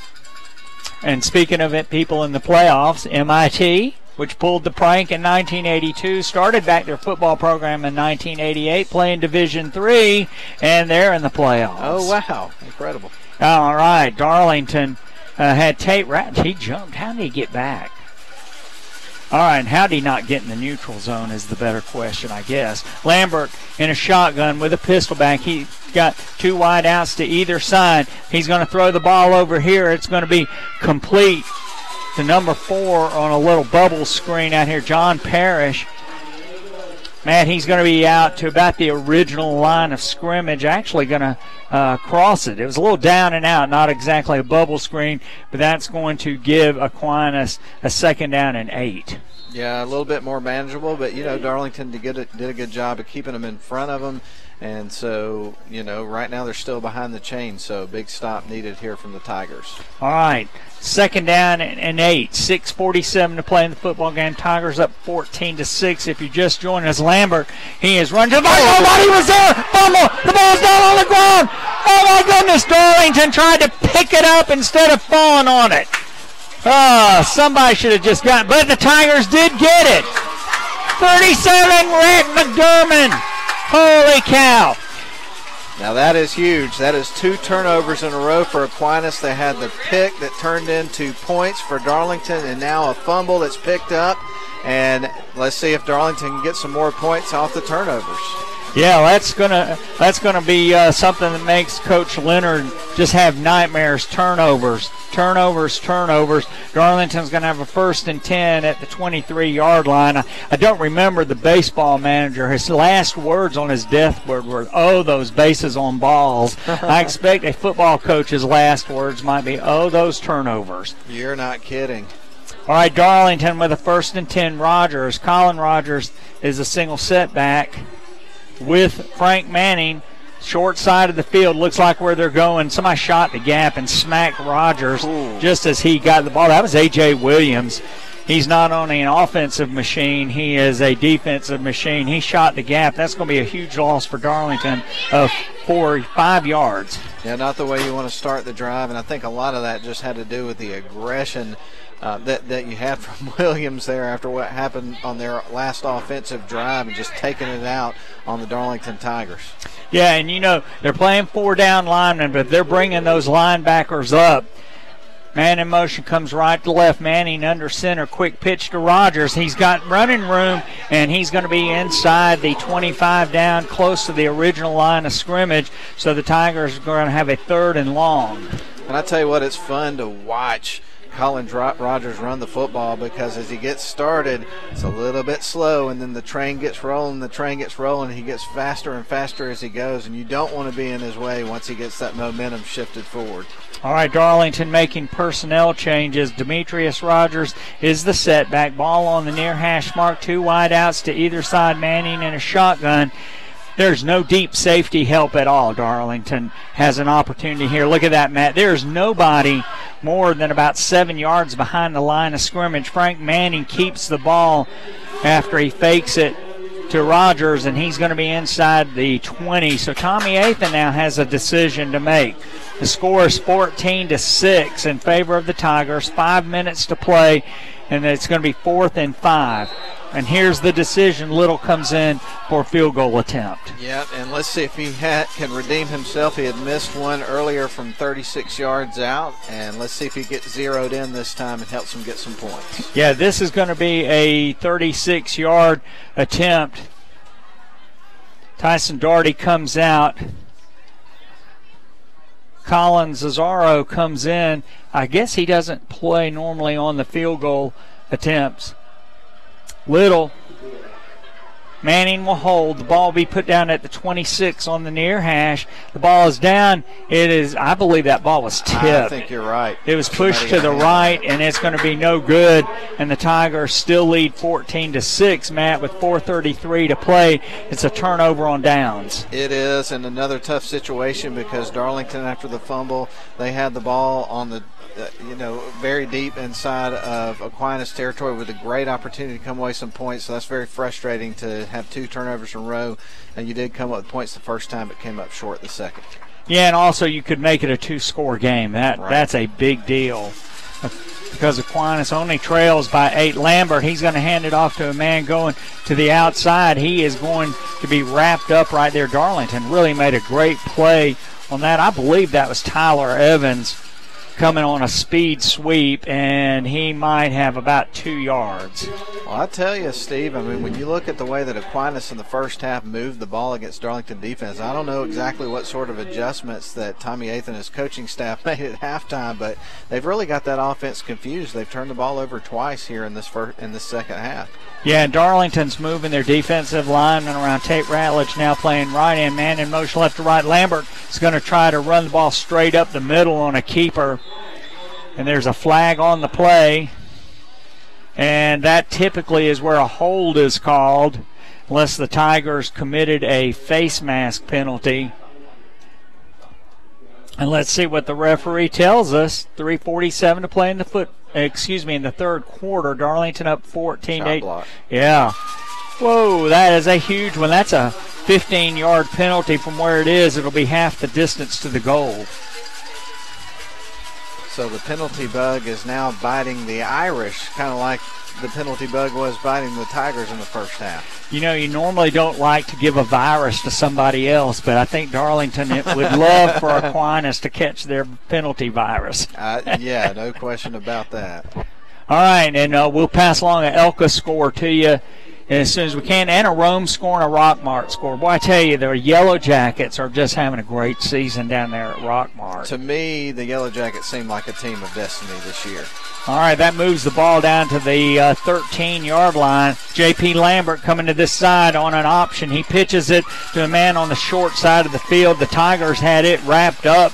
Man, he may have gained a couple out to the 15, and they're going to have a 3rd down and about 15. And here's an update on the Eagles Landing game. It's right where it was when we last talked. In the third quarter now, it's still 14-0 Eagles landing on top. Yeah, go Trinity Christian. We'd love to have them win it because then we'd get a home game. Oh, you're not kidding. It'd be nice not to have to travel on a full stomach after Thanksgiving. I know, and I plan to do my fair share of filling up my stomach, I can tell you that for sure. It's a great day to just kick back and enjoy some things and give thanks. That is very true. 3rd and 15, Lambert in a shotgun. 2 wide outs to this side, 1 to the far side. He's looking to the far side. He's going down. Oh, a man wide open, and he caught the ball. Nobody was with him. The safety came over and knocked him down, Matt. Otherwise, it's a touchdown. But, boy, I don't know what happened then, a breakdown of the coverage. And it's going to be 1st and 10 for Aquinas at the 50-yard line. And Matt Lambert has just killed Darlington on 3rd down conversions. That was unbelievable. And like you say, a busted coverage or whatever it was, but they took advantage of it in full display. My goodness. Patrick Shelley, the freshman, comes limping off the field. Darlington having to move people around. Single safety is Demetrius Rogers, man in motion, left to right, and Lambert's going to throw the ball out to him. They've run that play twice where they run a man in motion. He gets out there on the outside. It's going to be a nice gain of 11 yards, and right now Darlington had that chance on 3rd and long and let it slip through their fingers. Here's a quick score update for you. Rome up over Cedar Shoals. Only 21-3 at halftime. Usually it's about 49-0 by this time. Yeah, it's 21-3 in the first quarter. Yeah. So Cedar Shoals has obviously played some defense. 3 wide outs to the near side, 1 to the far side. Lambert to the near side of the field on an option play. He cuts up inside. Darlington has it fairly well defended, and he's going to gain about 2. 2nd down and 8. You were asking about the Rockmart score. Rockmart is up over Bremen 28-14. That's the most opposition they've had since week 1 when they played Cedartown. Bremen's got a good football team. They do. The Blue Devils coming up to Rockmart tonight, and they do have a very good football team.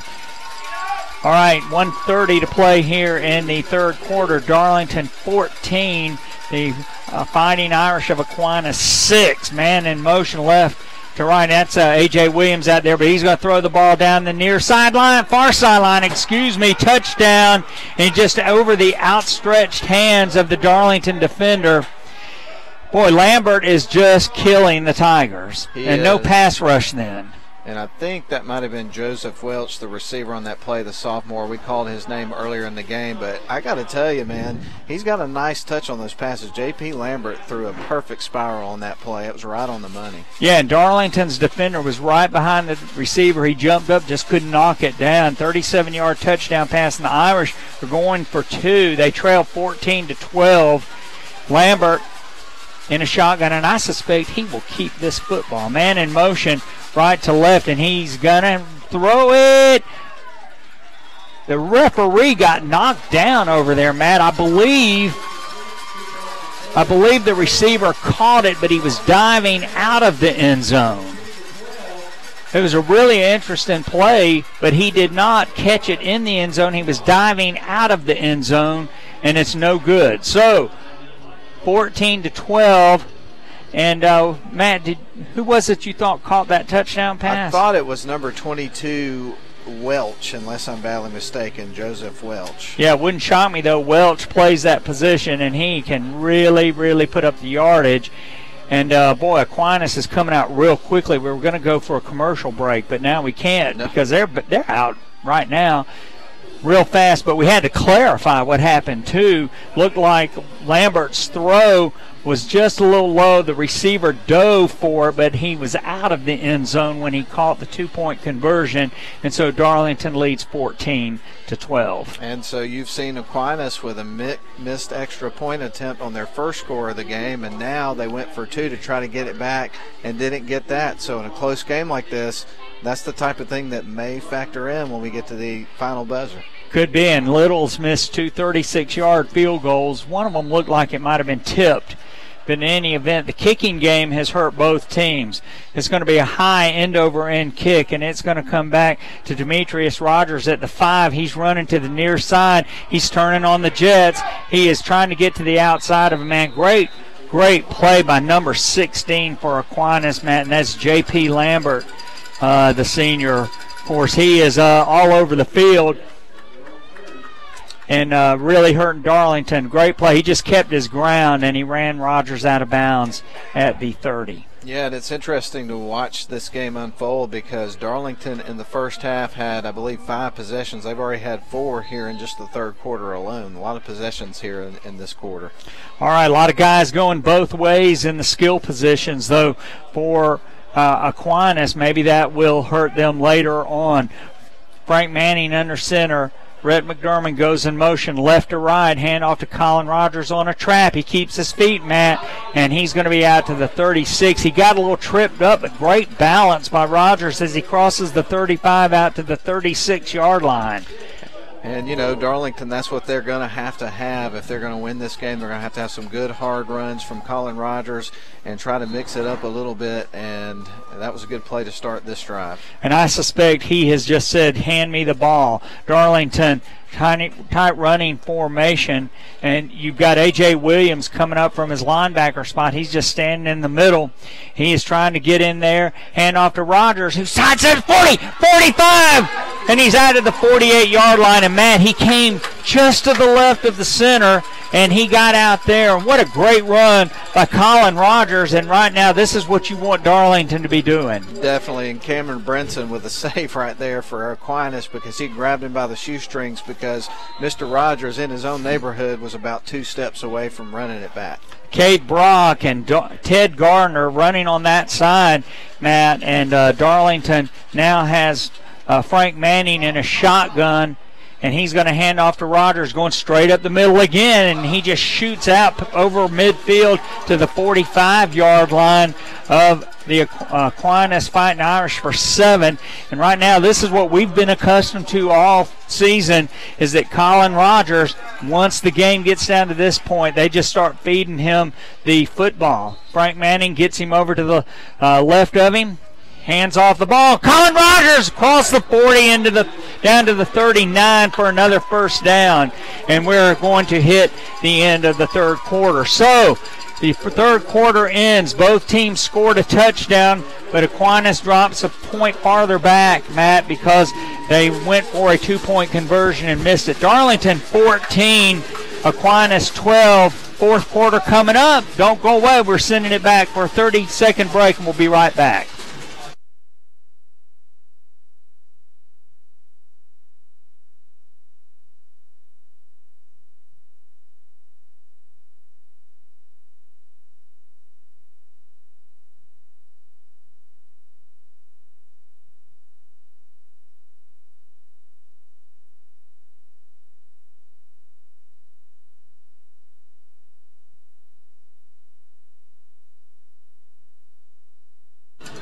All right, back here at Chris Hunter Stadium. Matt, the winner tonight plays the winner of Trinity Christian Elka next week, the day after Thanksgiving. And right now, Elka is up 14-0. It would be nice if the Tigers would be able to have Trinity Christian win that game and the Tigers would win here and have a home game. Yep, and I just checked on that score again, and it looks like it is still, as you say, 14-0. But we'll definitely be watching that as this game goes on. And we've got 1 quarter left to play. Let's see if the Darlington Tigers can keep the season going at least one more game. And like you say, play the day after Thanksgiving. That'd be fun. All right, ball, 1st and 10 for the Darlington Tigers at the 39. Let's make it the 40 of the Irish. And Frank Manning keeps the ball, runs off the left side, and he's going to be down to about the 37.5-yard line for a short gain. And, Matt, the last 4 carries for Colin Rogers, 5, 7, 12, and 6 yards. And like you say, it's normally at this phase of the game where you can kind of see the defense with their hands on their hips a little bit more and kind of gasping for some air as they get tired as the game goes on, and that's when Colin Rogers really can shine because he's just hard to pull down even when you've got full strength at the beginning of the game. All right, Darlington with a second down at about 7.5. Rogers, quick pitch. He's running on the short side of the field, gets knocked down after a gain of 2.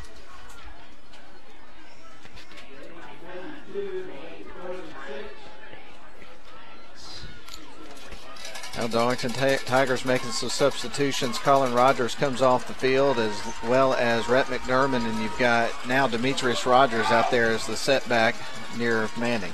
3rd down and 6.5. Rogers had 60 yards in the third quarter, so unofficially he's at 105 before that play there. Frank Manning in shotgun. Demetrius Rogers comes out this side on a little counter play. Demetrius Rogers, 35, 40, 25, 20, 15, 10, knocked out of bounds. Holy cow. Matt, what a great call by Tommy Atha. No question about it. Demetrius Rogers on the play there. Another big run. We've seen a couple of really big runs from him. We've also seen him with some big defensive plays tonight, so he can kind of smell the bakery of cooking those cupcakes tonight. Demetrius Rogers gunning for the Honeymoon Bakery icing on the cake player of the game. Matt, a great call. He was to Frank's right. Frank actually stepped out and faked like he was pitching to him, but then handed it off to him on the right, coming back to on the left sideline. A great counter play, 1st and goal for the Tigers at about the 7-yard line. Frank Manning, he hands the ball off to Demetrius Rogers, but illegal procedure is stopping the play. Holy Toledo, another illegal procedure penalty, and this one moves you back in the red zone. No question about it, and I like the play call there, giving the reward to Demetrius Rogers. Wouldn't you love to see that young man get into the end zone on this drive? Because he's really come up with some big plays in this game that are going to be very meaningful if Darlington comes away with the win. Interception and some big runs.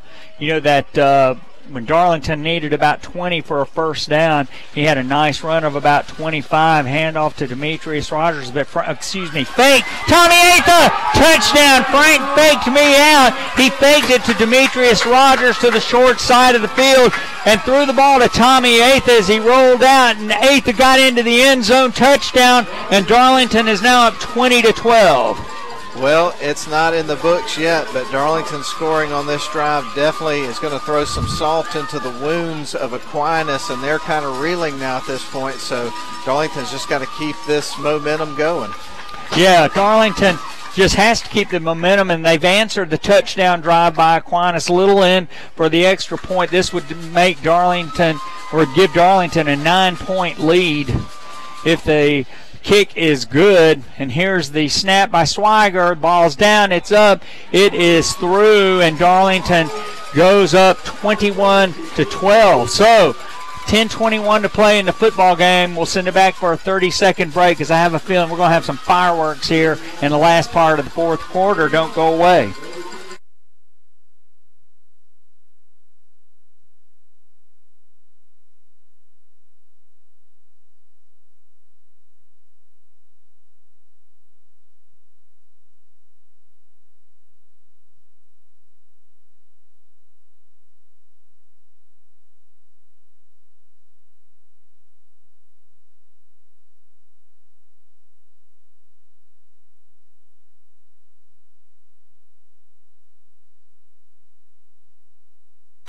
All right, we're back here at Chris Hunter Stadium. Little teeing it up. Darlington 21.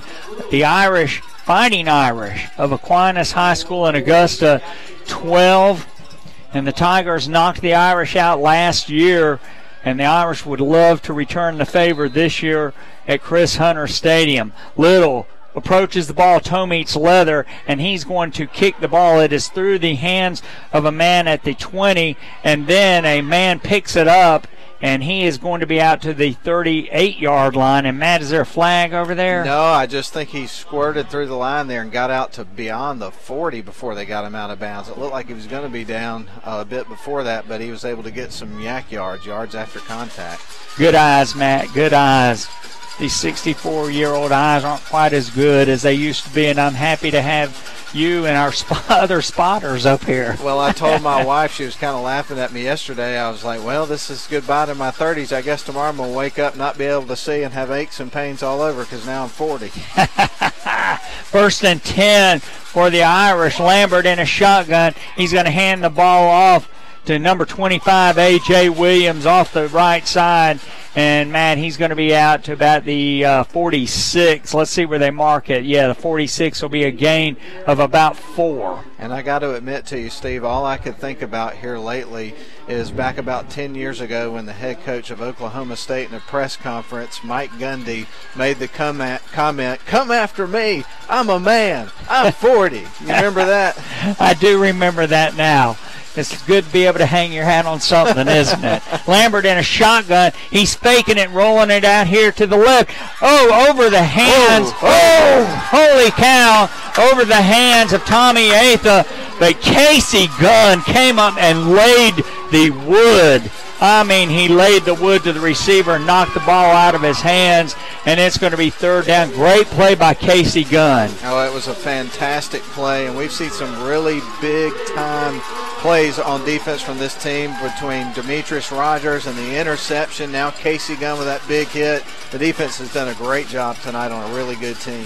Third down and 8. The ball is at the 45-yard line of Aquinas. Lambert in a shotgun. You better keep your eyes on number 22, Welch. Man in motion comes right to left, and then there's a pitch. This is going to be an option play to the short side of the field. Darlington wraps him up, Matt, at the 44. It's actually a loss of 1. Play was slow to develop. So this will be a punting situation probably for Aquinas. 9:16 to play in the football game. They have 3 timeouts. So let's see what they're going to do. Oh, 4th down and 8. They're going for it. So the Tigers bringing up extra people. 3 wideouts to the near side, 1 to the far side. Lambert is going to roll to this side. He's going to throw the ball. Intercepted. Wow. Intercepted by Casey Gunn. Threw it over the head of his intended receiver on this side. And now, Matt, you can look at the body language of the Aquinas players. And it doesn't look good. It doesn't look good. You've seen 2 interceptions there for Darlington. You've had the fumble, so now you've got 3 turnovers. And really, at the end of the day, you know, if Darlington comes away with a win, the turnovers are going to be a big part of the story, no question about it, as they often are. Yeah, and you know, that would have been an incomplete pass if Gunn hadn't intercepted it, and it would have gone over on downs, but still it's an interception. And now Darlington has 3 turnovers in this half. Ball on the 40-yard line on the near hash mark, and this is where they need to get a dose of the Rogers brothers. Oh, boy. Penalty. Penalty. Delay of game. Second one tonight. Second one tonight. All right. It's okay. They're going to get it, Matt. 1st and 15, ball at the 35-yard line of Darlington. Second delay of game tonight, and 4 false starts. And, you know, man, when you look at this game, I mean, you expect the intensity to be ratcheted up when you get to the second round of the playoffs with an opportunity to punch your ticket to the quarterfinals. But you got to admit, this has been one of the most exciting nights we've had doing these games this year. This has been a really fun football game. It has, and Darlington leads 21-12 with 9:38 to play here in the football game. Winner meets the winner of the Trinity Christian Elka game. Loser goes home. Colin Rogers off the left side. Over there were Tate Ratledge, Cade Brock, and number 63, Ted Gardner. He's going to have a gain, Matt, of about 4. So this is one of those situations, 2nd and 11, but this is one of those situations, run the play clock down to about 2. Definitely. Now is the opportunity that Darlington has to really take advantage of the clock and grind it out as much as possible. And so here we go. You know, and this is where the college rule is a little better. It automatically goes to a 40-second clock. So, man in motion, Rhett McDermott, right, left to right, hand off to Colin Rogers, and he is going to be out to about the 41-yard line, maybe close to the 42, and Darlington will have a 3rd down and about 8. Will give us a check on the Eagles Landing Christian Academy as we get closer and closer to the end of this one, even though this game is not in pocket right now for the Darlington Tigers. 25 seconds on the play clock. They haven't set it yet, Matt.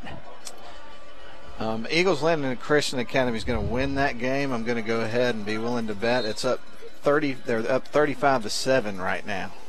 All right, play clock just set 20 seconds. Yeah, I would say that one is probably in the books, and people ought to start making plans to drive to Elka on Black Friday. Now check this. Well, I'll give it to you after this play. Frank Manning On a delay, Demetrius Rogers breaks through 40, 45, got a man behind him, but he's going to have the first down at the 35. A great draw play on 3rd and 8. Frank Manning did a great job of just making that look like a pass and then hands it to Demetrius Rogers, and he shot through a gap, Matt. 1st and 10 for the Tigers at the 35-yard line of Aquinas. I don't know about you, Steve, but I've been waiting for Demetrius Rogers to have his breakout game, and I think that game is happening right now in front of our eyes. Yeah, I think he's over 100 yards. We haven't been keeping up with him, but I think he is finally saying, hey, I want to get in on the fun too.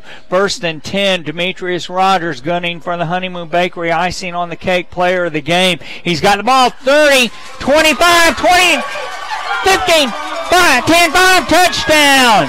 Demetrius Rogers, and he is putting on a show tonight. And Matt, he can taste those cupcakes, and Darlington goes up on a 35-yard touchdown run by Demetrius Rogers.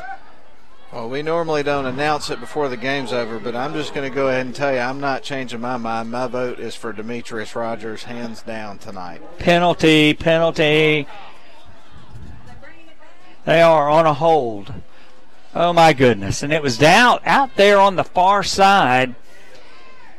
Boy, that is a breaker. It's going to be a 4-yard penalty from the line of scrimmage. So the flag was thrown 6 yards downfield. Takes away a nice 35-yard touchdown run from Demetrius Rogers. But, Matt, in our heads, we're going to credit him with it. Oh, no question about it. And, you know, one of the things that I'm looking at this roster and I'm sitting here thinking, man, I mean, Tate Ratledge is a junior. Colin Rogers is a junior. Demetrius Rogers is a sophomore. I mean, these kids are going to be back here next year. Frank Manning's a junior. Griffin Brewster's a junior. That's right. You know, you've got some, and I think Cade Brock, isn't he a junior? Hand off to Rogers. Rogers gets the ball. He's going to be inside the 35 on a nice run, and that time it was just grinding it out, Matt, down to the 33, and the Tigers will have a 3rd and 8. Yeah, Cade Brock is a junior, you're right, as well as, let's see, Kobe Nadeau is also a junior. You've got a pretty young team out there on the field. Really do, and this is, you know, just a great opportunity for Demetrius Rogers. He comes out, but man, he is really playing well tonight. Had an interception tonight. Great running. Just a good night for Demetrius Rogers. Honeymoon Bakery icing on the cake. Player of the game. More than likely, yeah. And Colin Rogers inside the 20, 30, 25, 20. Colin Rogers breaks it for a touchdown. What a great run by Colin Rogers off the left side, Matt. 33-yard touchdown run. I don't see a flag. Now that'll extend the Darlington lead to 27-12. And boy, he was not to be denied. Not to be denied. You know, Matt, I talk about how he looks like Jim Taylor of the Packers, but when he gets close to the goal line, he looks more like Paul Horning, who just could really sniff it. You know, he was just one of those players. They said he had a nose for the goal line, and Colin Rogers does too. The point after attempt, ball's down, up. It is going to be good, and so Darlington now takes a 28-12 lead with 5:16 to play in the football game. We're going to send it back to WLAQ for a 30-second break. Don't go away.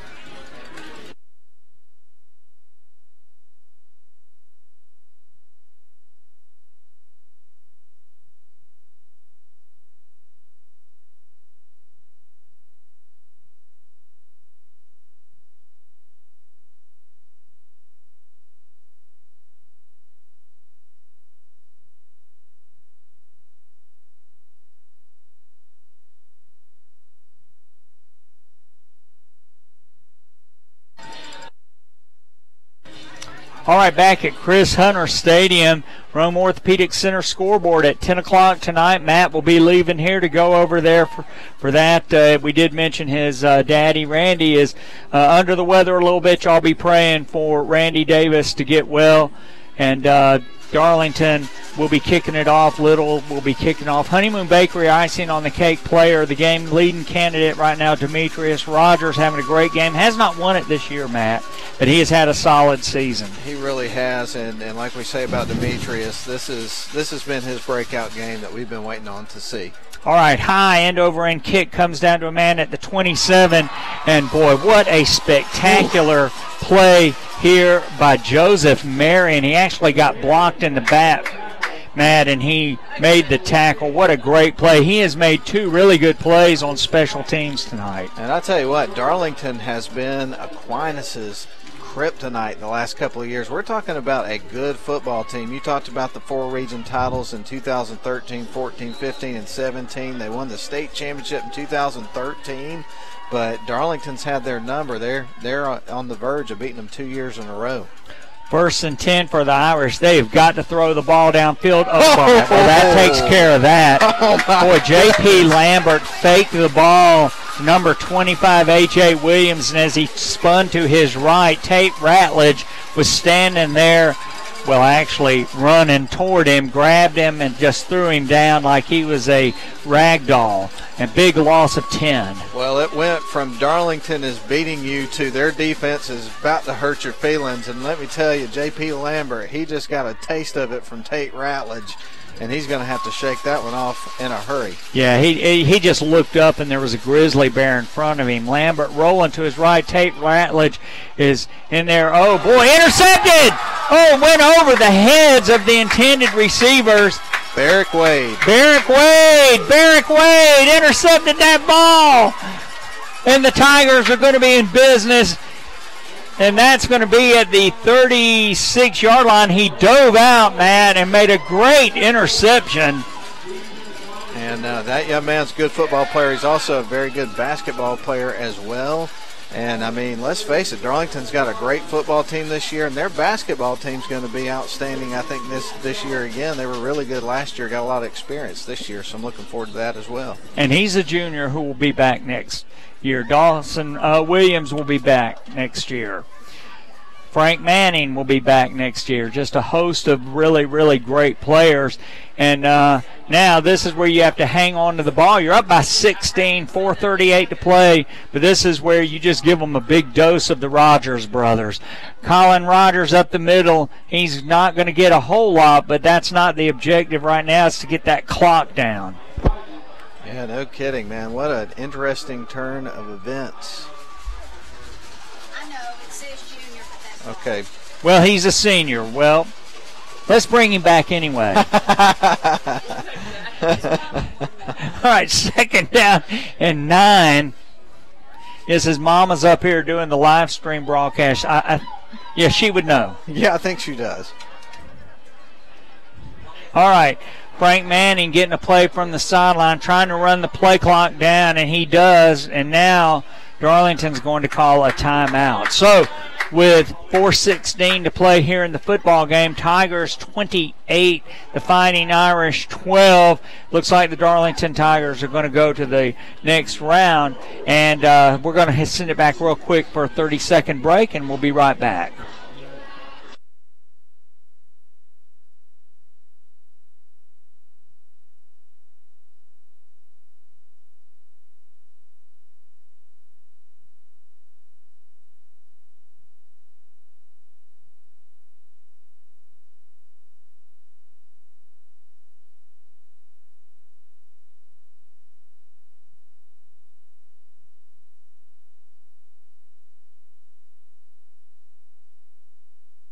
All right, back here at Chris Hunter Stadium. And, Matt, what do you think that Barrick's mama would say if he said, Mom, I really would like to come back for another year or so? You know what? I'm sure she'd love to have him around, but that young man's going on to some big, got a good group of coachable kids that play hard. They come out, they do what their coach asks them to do. They believe that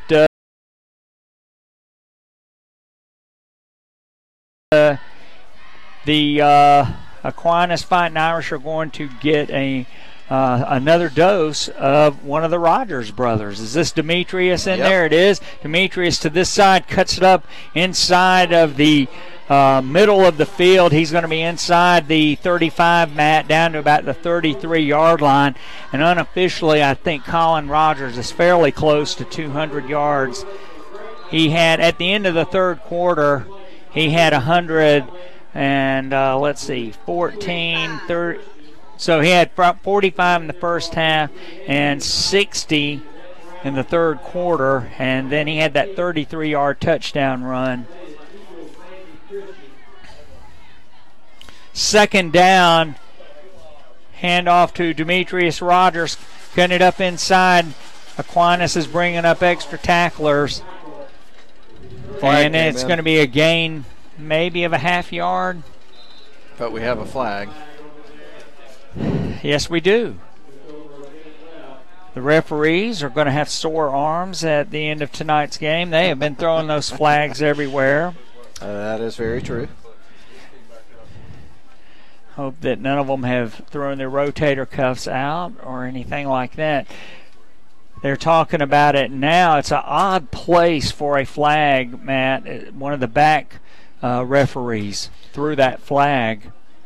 Tuned to the Rome Orthopedic Center High School football scoreboard show after our game tonight. That'll get started about 10 o'clock tonight. Lynn is going to be in the studio flying solo, and I will get back to the station as quick as I can and join him and talk about tonight's action, and we're going to be taking some calls and things of that nature and just having some fun playoff style. Yeah, and we'll get a quick post game here. Honeymoon Bakery icing on the cake player of the game, Demetrius Rogers. He has not won it this year, and he has had a very, very fine evening, Matt.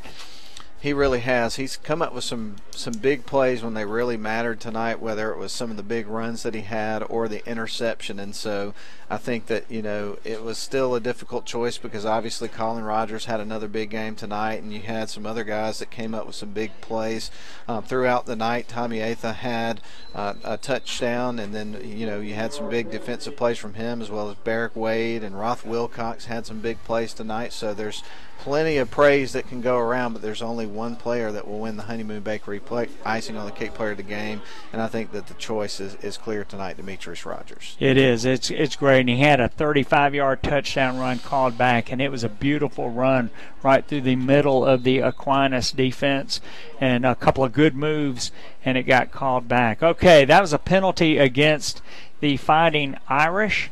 That's been marked down. The clock is running. The Tigers can run it down to about 48 seconds here, Matt. Frank Manning in a shotgun formation. Demetrius Rogers is the single setback, hands it off to him, and Aquinas has a man shoot inside, number 57. And a nice play by Ryan Colley, but I have to confess to you, if you're losing inside of a minute by 16 points and you're dancing because you make a play, I just don't get that. I don't get that either, to be honest with you. Well, I can tell you a little bit about my birthday cake if you'd like me to do that. We would love to hear about it, and I know that all the fans in Bangkok would like to hear about it too. I got it from Honeymoon Bakery. Are you surprised by that? It is strawberry, and it's got some strawberry icing on it, and guess what it says on the top of it? Happy birthday, Matt. No, it says, come after me. I'm a man. I'm 40. True story. All right, Darlington. Clock is running down. And that's the horn. 28, Darlington. Aquinas 12. The Fighting Irish knocked out of the playoffs. Darlington will now go to Elka next week based on what we last saw. We're going to send it back for a quick commercial break. Then we'll come back, have a short post game so Matt can get back over to the station for the Rome Orthopedics Center scoreboard. Woo! God bless Aquinas on their way home.